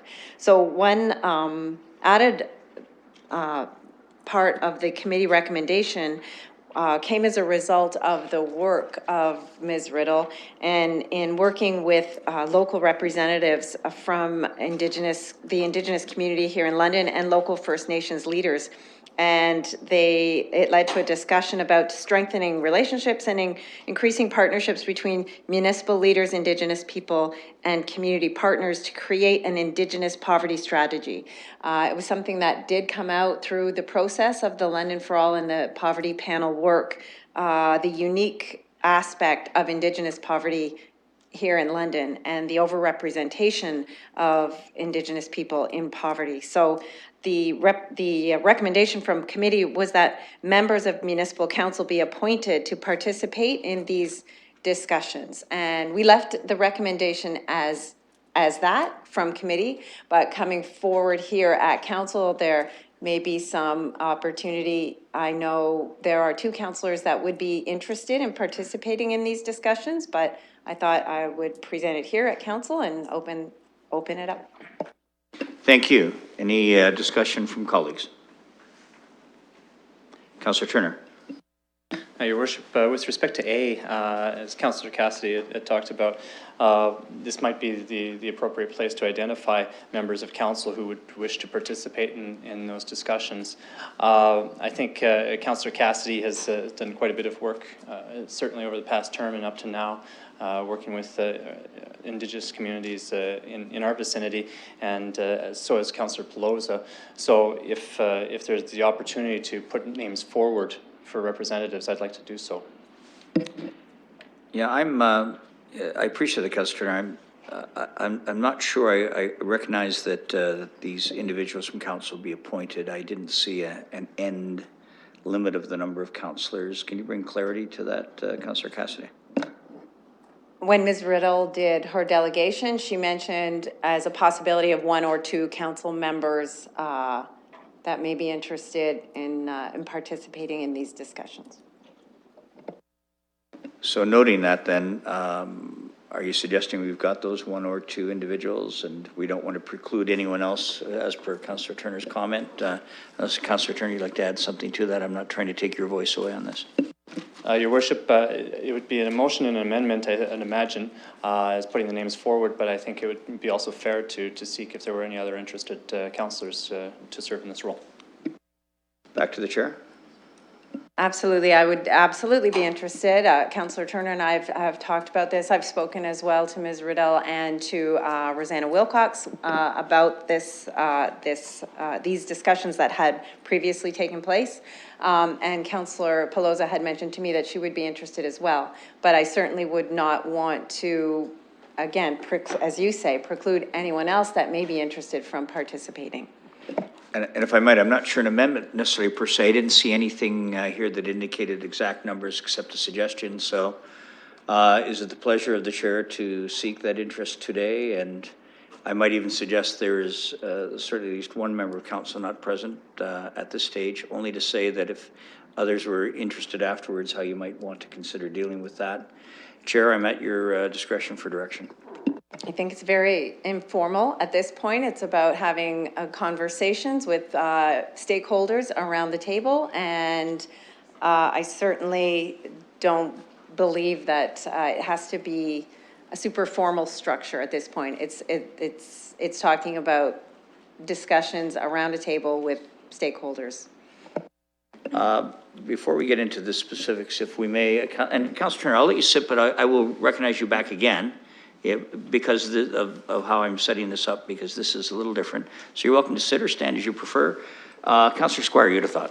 Yeah. So and if I may, I'll come back to you as we need to, Councillor. I don't view any particular issue or sitting on a committee as giving you any expertise or anything in that particular area. And in my own case, I discovered recently that there was an Indigenous group home in my ward. And so I didn't think it was a committee would be the best way for me to interact with that group. So, I mean, I've met with them. I found out their needs. I've sort of had a meeting with staff and we're already starting on doing that. And I think the only thing I want to say is that I think we're all interested in certain issues and other issues. And I'm always hesitant when people say, well, if you join this committee, you're sort of the point counselors or point people on this particular issue, because I never view it that way. And so, you know, I've been out for the homelessness count. I've met with different Indigenous groups myself. In fact, when I went to the group home, I met and ran into an Indigenous woman that I had met at one of the other things I went to. And I think that's appreciated. And frankly, for this counselor, that personal connection with something in my ward and people in my ward is more valuable to me than sitting around a table at times. So I'm not going to volunteer for this group, but I just want everyone to understand that caring about people, caring about Indigenous people, caring about homelessness, caring about poverty is not the propriety or interest of any particular counselor or any particular committee. And I just want to make that clear. I'm not faulting anyone, but I never want us to think that because there's a committee and you're sitting on it, that other people aren't working on it. So I'm going to continue doing what I'm doing to help different people in my professional life and as a counselor. And for me and the way I am and how little I like sitting on another committee and talking, that's most effective for this particular counselor, and I'm going to continue to do that. So just clarity based on what Councillor Squire said, I'll ask the chair, does this preclude anyone by virtue if we proceed with appointments by name? Would in your thought process, would that exclude any counselors from being able to act in their positions as counselors as it relates to this? It's not intended to be a trite question. Wait, no. But I think we're taking the point of Councillor Squire seriously that, Absolutely. that there's this No, issue. absolutely not, Your Worship. And the discussions even with Ms. Riddell came out of discussions with members from SOHAC, from NAMRA, from ATLOSA, and definitely wanting to work with the London for All team and sit down and speak specifically about the issue of poverty in the Indigenous community in and around London. Absolutely does not exclude anyone. We are all independent contractors. We all represent our wards and our city the way we see fit. So if I might ask, and I'm not sure if I'm asking Councillor Turner or you, Chair, and that is just to clarify for Council's purpose, what would the reporting what would the mechanism be to have this position such that we'd be having some mechanism to report back through to council or through committee? Could someone enlighten us? We've got lots of folks. Councillor Kayabagha, could you help us with that, please? Thank you, Mr. Chair. I'm currently sitting on a similar committee we're talking about ending poverty with different partners in our community. The London Police is on it, Salvation Army, and we don't necessarily report to council. They sent me an email and invited me to engage in these conversations. And as the downtown councillor, it's one of the things that I deal with on a regular basis. So I've been on this committee for at least 2 months now, and we meet, we chat, and we bring in ideas. And if they have any questions, I can direct them to the right department at the City of London, and we share information in that way. And so I don't know how this group is going to be working. I don't know if they've gotten to a place where it's going to become very formal or not. But I certainly am interested in being on that one too. Thank you. I hear that, but I think that adds some confusion to me, because what I'm trying to clarify for the benefit of council, if I could please, is under whose auspices are we acting if there's no reporting mechanism back either through the committee? Councillor Lewis, I think, had a thought, and let's see if we can move this along. Thank you, Mr. Chair. And I certainly heard when we were at committee that the desire was for council to send 2 representatives. That certainly we were all welcome to have our voices heard. And I will say, when someone is on a committee, whether it's a formal board or commission, whether it's a neighborhood organization, colleagues, I don't feel in any way excluded from approaching any one of you and sharing my thoughts and my experiences from my ward, and encouraging you to take that forward when I am not able to. I will say with Councillor Squire, and certainly I tendered my resignation from the Food Policy Council last night, I don't have time to sit on any more committees right now. But I certainly feel like, whether it's Councillor Cassidy or whether it's Councillor Pelosa or other members of council, that I could bring my voice and my concerns forward to them at any time to share, or that I'd be welcome to sit in on one of these community discussions and have my voice heard as well. So I would really encourage colleagues to know that the spirit that this ask came at committee was for 2 people to be designated, but that we were all welcome to have our voices heard at any time, and that we're seen as important partners in executing the strategies that were outlined in the London for All plan. So I would encourage folks to let's nominate 2 people tonight and get them in those roles so that we can start the process, start the work, and that everybody should always feel welcome to have their voices heard. We may not always agree, but we can always have those discussions respectfully. Any other comments with respect to this?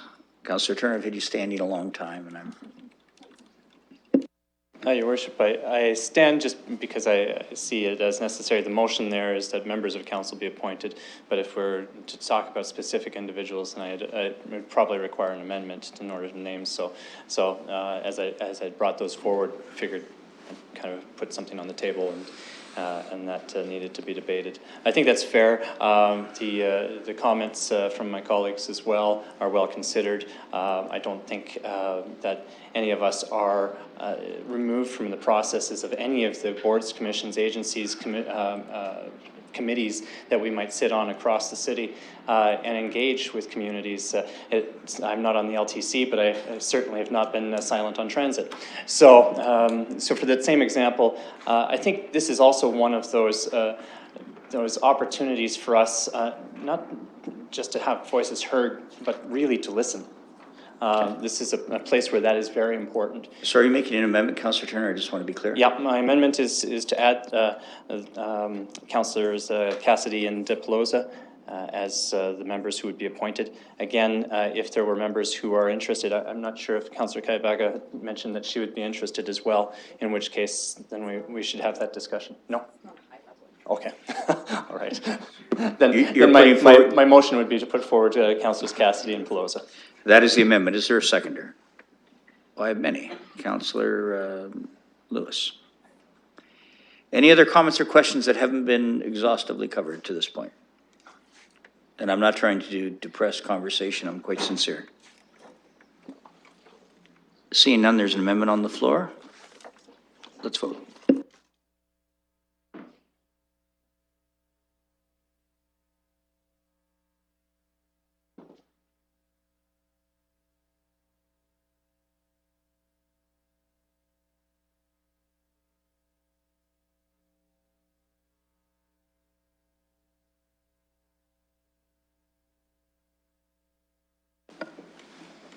Closing the vote, the motion carries 14-0. Thank you very much. So now I'll look for a motion we want to move the amended motion. Would that be you, Councillor Cassidy? It'd be nice if you did. Thank you. Is there a seconder? Councillor Pelosa, thank you. Any comments, questions? Then let's turn your attention to the screen as we vote. Thanks.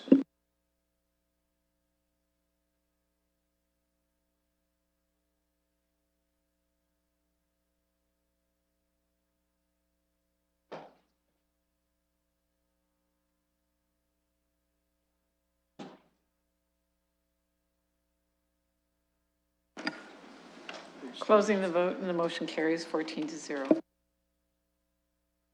Thank you, colleagues. We have a pleasant chore here. I'm going to go back to the front here and chat with you all again. Just bear with me a moment, please.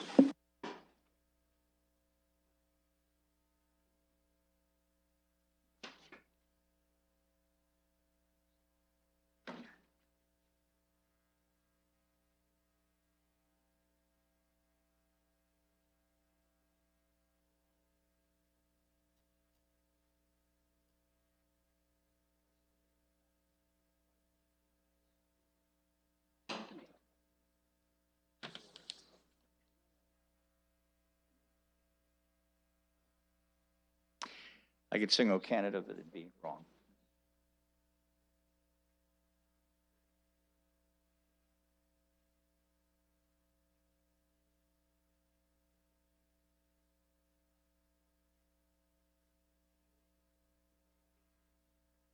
Go ahead, Kathy.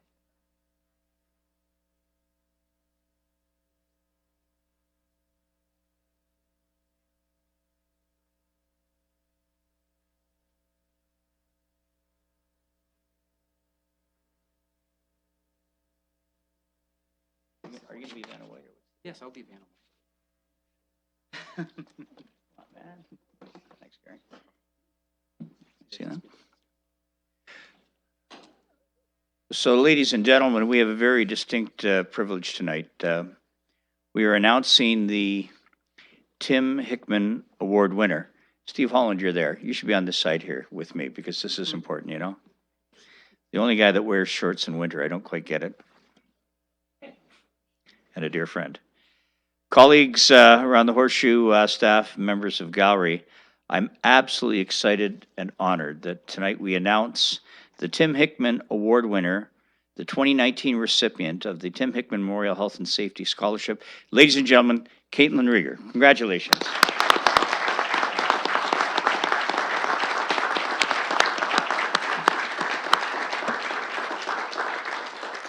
So I'm going to ask Steve in a moment to say a few words. Before he does, though, let me just share a little bit of this background for those that who may not be aware. The annual $3,000 scholarship is for students in an occupational or public health and safety related program. It was established in 2006 by the City of London and QP Locals 101 and 107 as a tribute to an employee, Tim Hickman, who died in service to the community at age 21. Many of us remember that only too well. Having recently completed her second year of nursing studies at the University of Windsor, Caitlin's already shown initiative and passion to help limit hazards and reduce safety risks for both patients and staff. Wow. The Tim Hickman Scholarship, Memorial Scholarship, represents the importance of raising awareness of occupational health and safety. Caitlin's commitment to health and safety in her career path and in educating others demonstrates truly how one person can make a difference. So as I congratulate Caitlin on behalf of London City Council, Steve, do you mind if I ask you to say a few words and make a presentation? And we haven't told Caitlin this, but we're going to actually ask her to introduce the rest of these very nice people here and say a few words as well. Ladies and gentlemen, Steve Holland. Have to raise it a little bit. This is a joint collaboration with Local 107, Local 101, and the city. I'm so glad that the city put such a priority on this because, you know, a serious tragic event happened for this to come to, and something good has come from this. And it's really important that we look at this and we go and join together to try to make a difference. And Caitlin, you know, you are an excellent candidate and we really appreciate you putting it forward. So, you know, again, thank you to everyone for their time and, you know, putting this as a big priority. I really thank everyone. You're welcome, sir.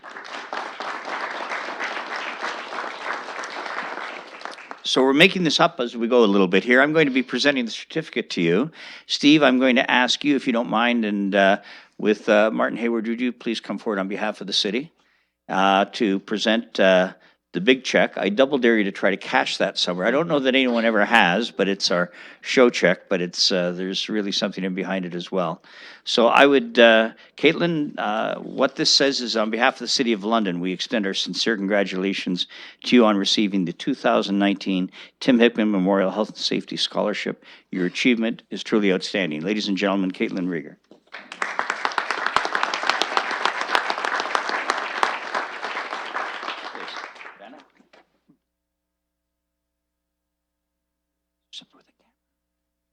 Oh, we've got a camera there.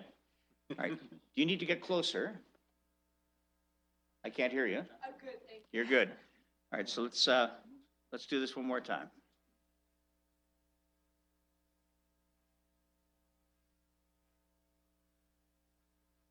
Patty. So, ladies and gentlemen, it's not typical that we do this, but since there's a lot of strangers at the front here, Caitlin, can I impose on you to introduce, you seem quite eager, actually, to introduce family here and say a few words, please. Ladies and gentlemen, again, Caitlin Rieger.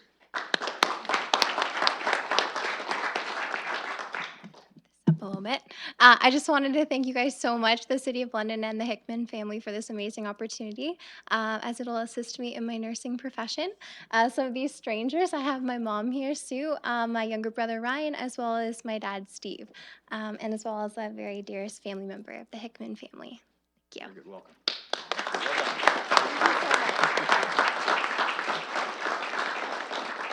I understand that Caitlin, you and family will be joining us for a little bite to eat as we break.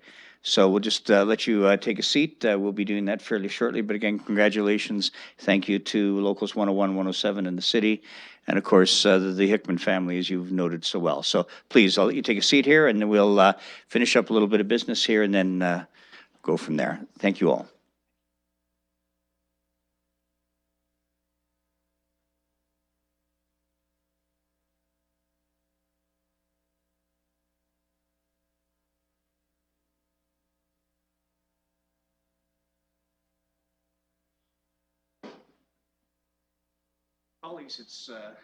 Colleagues, it's 6:26. And I'm mindful we've got a couple of items. I'll tell you what's on the agenda yet, and I suspect what we will do is break for dinner, but I will be at your pleasure.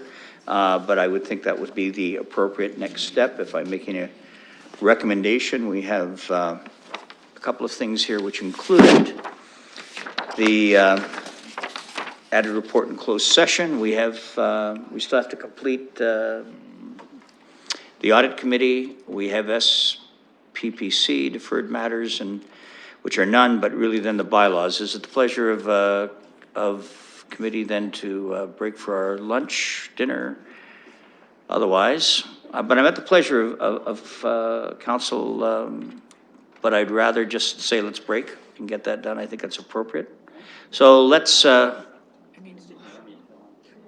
getting some resistance. It's futile. I read that somewhere. Councillor Hopkins, you have a thought?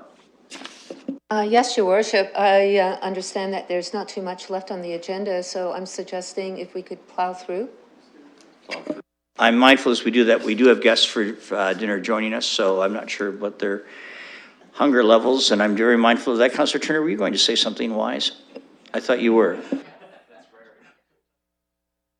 Any other comments?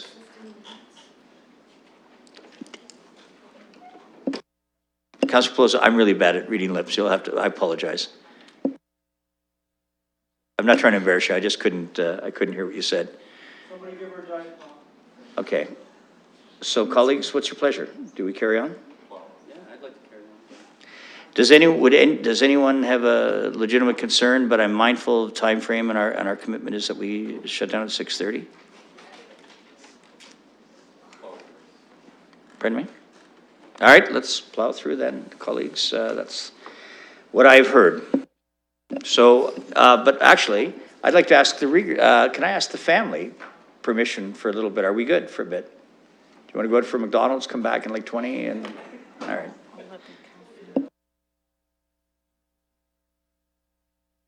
Cafeteria will be advised, will be slightly delayed. All right, let's just get on with it then. Thank you very much. You're done then, Chair Cassidy. You're done. Yes, you are. Thank you. We have the added reports, 13th report of council in closed session. Councillor Lehman. Council might regret that dinner decision, as I'm not as fast as Councillor Salee. That on the recommendation of the Managing Director of Corporate Services and City Treasurer, Chief Financial Officer, with the concurrence of the Division Manager, Transportation, Planning and Design, and the Director of Roads and Transportation, on the advice of the Manager of Realty Services with respect to the property located at 99.5 Stanley Street, further described as Part Lots 17 and 18, Plan 26 4th, Part 1, 3, and 4, Plan 32R32, subject to Instrument LC 168915 in the City of London, County of Middlesex, being PIN 0832300044, as shown on the location map for the purpose of future road improvement to accommodate the Warncliffe Road South Improvements Project. The following actions be taken. The offer submitted by Lukas Skolaski and Rachel Sansone to sell the subject property to the city for the sum of $756,000 be accepted. And on the recommendation of the Managing Director of Corporate Services and City Treasurer, Chief Financial Officer, and the advice of the Manager of Realty Services, with respect to the city-owned industrial land located in Innovation Park Phase 3, containing approximately 6.61 acres, located on the north side of Discovery Drive, legally described as part of Block 1, Plan 33M-627, Part 2, Plan 33R-18098, as shown on the sketch hereto as Appendix A. The following actions be taken. The agreement of purchase and sale, the agreement submitted by Cardiff Products Corporation, the purchaser, to purchase the subject property from the city at a purchase price of $462,700, reflecting a sale price of $70,000 per acre. Is there a seconder? Seconded by Councillor Hopkins. Any discussion? I see none. In a moment, I'll turn your attention to the screen as we vote.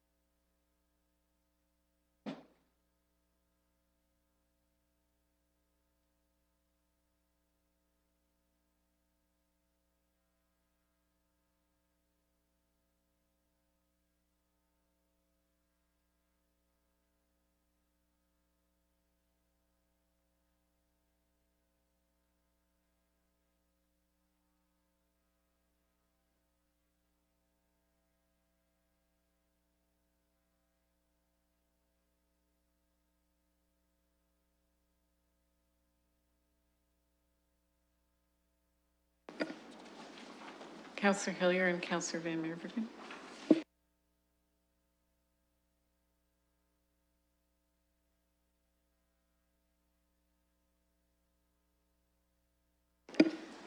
Closing the vote and the motion carries 14-0. Thank you. In added reports, the third report of the Audit Committee, Deputy Mayor Helmer. Thank you very much. Through the chair, I'd like to advise council, we had a good discussion at Audit Committee. We were dealing with the 2018 consolidated financial statements. There were quite a lot of questions, as you can see. If you take a look at the binder, it covers all the boards and commissions, the city's operations, everything. There were a couple of things that were flagged by the auditors, and our staff are working on those. I would describe them as minor in nature, and they've been addressed. We also had a number of reports from the internal auditors. And you'll see those included in your package. Those were all received by the committee. I wanted to say just briefly on the financial performance of the city, and when I make these comments, I'm going to be comparing 2018, the year we're talking about, to 2005, which is the last, like that's as far back as I went to count these things.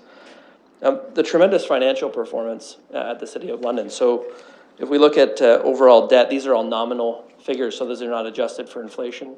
Our debt is down from $350 million to just over 300. So it's down 13% in nominal dollars. Interest payments are $9.6 million, which is down 46.4% from what they were in 2005, which was about $18 million. And our reserves are up over $1 billion now, up from 237 million, 237 to $1 billion. In 2005. So we've seen a huge increase in the reserves, a decrease in debt, huge dramatic decreases in interest payments. And I think it testifies to the kind of long-term financial discipline that's been going on at the City of London. It frankly puts us in a very good position to weather the kind of financial uncertainty that we might have to deal with as a municipality. It gives us a lot more room to maneuver than a lot of other municipalities might have. And I just wanted to say that about the overall financial performance. So you're putting that on the floor then, Deputy Mayor. Any comments or questions? Then let's turn our attention to the screen as we vote.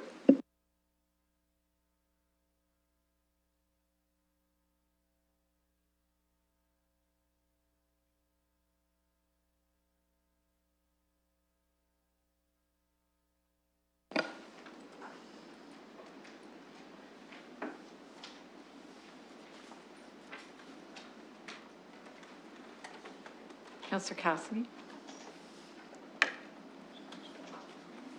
Closing the vote and the motion carries 14-0. Thank you. Now, thank you, Deputy Mayor. I will now bring you back up to present the 15th report of the Strategic Priorities and Planning Committee, please. I know this was just yesterday. I'm just wondering if anyone wants to pull anything or whether I can put the whole report. Councillor Morgan? Oh, your conflict, right? So let's pull that one out, which Councillor Morgan helpfully mentioned at the beginning of the meeting. Thank you. That was on the appointment to London Hydro. So everything else I put forward. Anything else?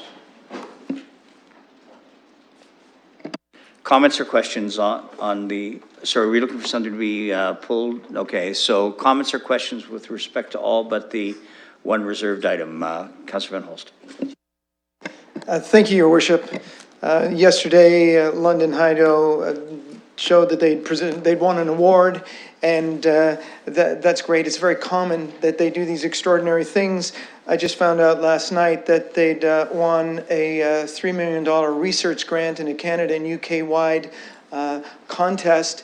And I wanted to extend some thanks to the citizens of London, because they are the reason that this happened. We've done such a good job as participating in the research that London Hydro has done, that outside organizations are now looking to us for that data and to be able to participate in research using our very enthusiastic participants. So that's, I just wanted to follow up on that and say thanks to Londoners. Thanks very much. So noted, and congratulations to London Hydro. Any other comments or questions with respect to the items on the floor? Seeing none, I'll turn your attention to the screen as we vote.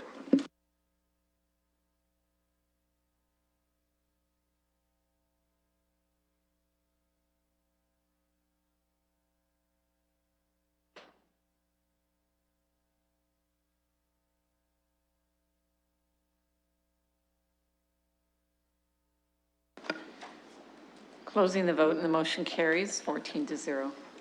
Deputy Mayor? I'll put Clause E of 3.3 on the floor. This is the clause where Councillor Morgan has declared a pecuniary interest. Any comments or questions with respect to this item? Then I'll turn your attention to the screen as we vote.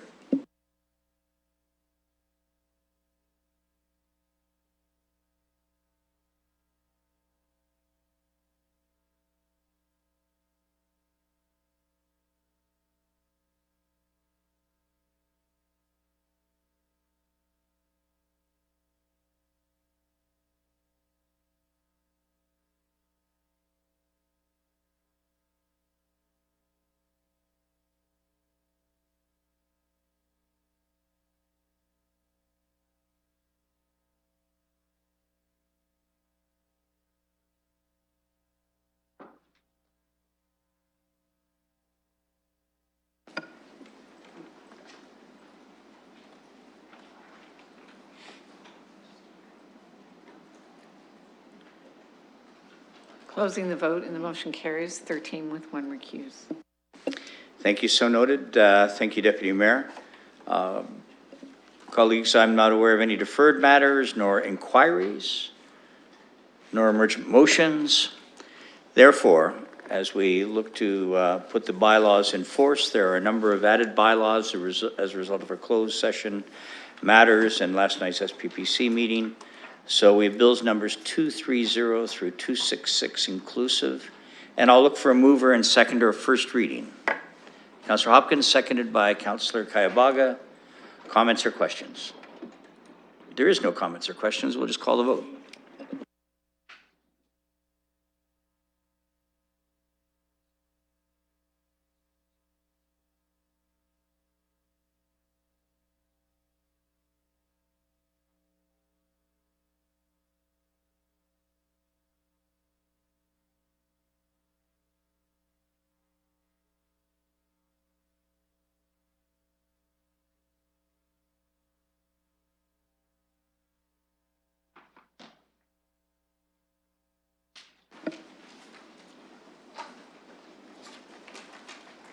Closing the vote and the motion carries 14-0.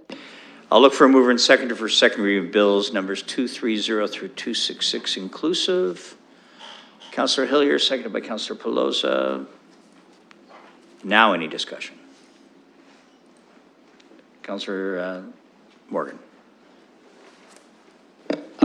Yes, Your Worship. I wanted to comment on the added bills 263, 264, 265, and 266, which are now on the floor for discussion.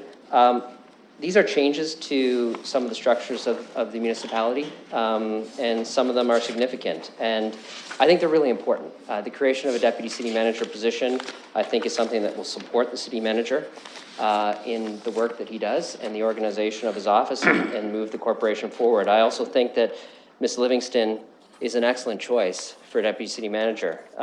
As this council and being a member of the last council knows, she shepherded us through a very important strategic planning process as well as many of the other initiatives that she's worked on that we're all well aware of. And I think she did so with very difficult group of individuals to work with in a way that allowed us to come to a lot of consensus through those processes. And I think in no small part due to the work of you and your team. And so I think the deputy city manager position is one that you are very well suited for. Of course, I'm speaking through the chair, despite the fact that I'm using the word you.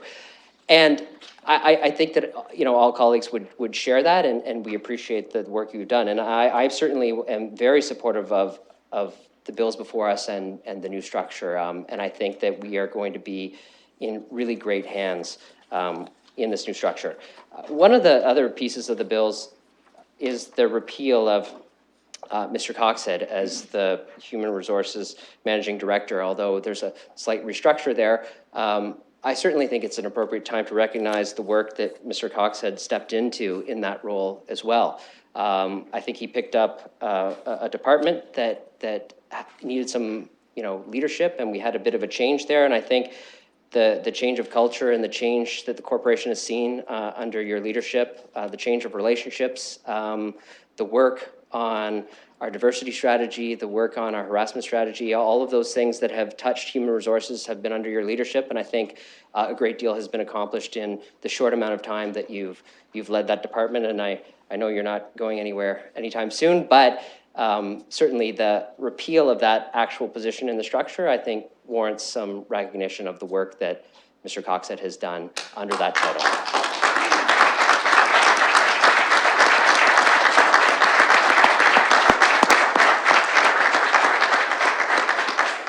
So with that being said, I'm very supportive of the bylaws before us, and I think the corporation is good hands all around. Thank you. Any other comments? Councillor Lehman?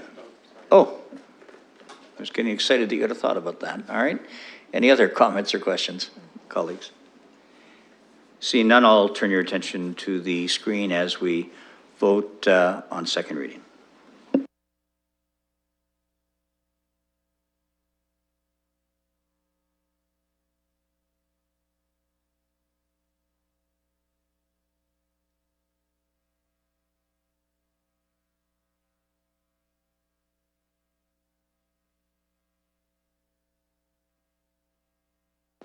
Councillor Van Holst.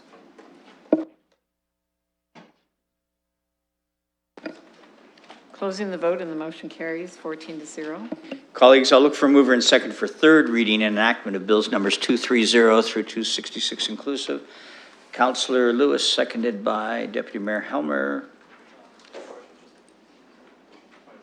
Point of order. Councillor Turner. Just with respect to bills 255 and 256, they're noted as first and second reading only. I'm not sure if it should be excluded. I'm sorry, I didn't. Yes.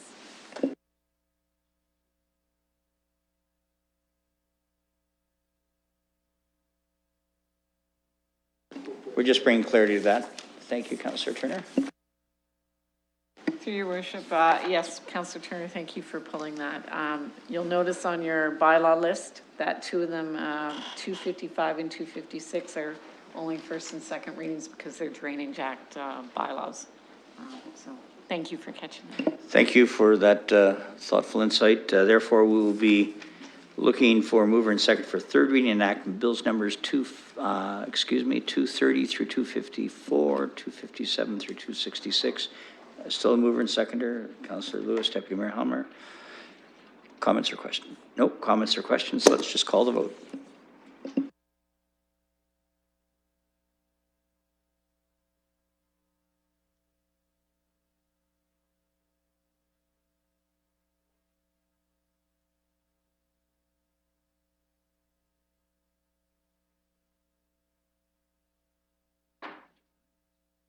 Councillor Van Holst. Closing the vote and the motion carries 14-0. Thank you. This brings us to the time of the evening that some have come to appreciate more than anything else as we adjourn. Mover would be Councillor Van Holst, seconded by Councillor Van Meerbergen. Turn your attention to the screen because the clerk likes to do it that way.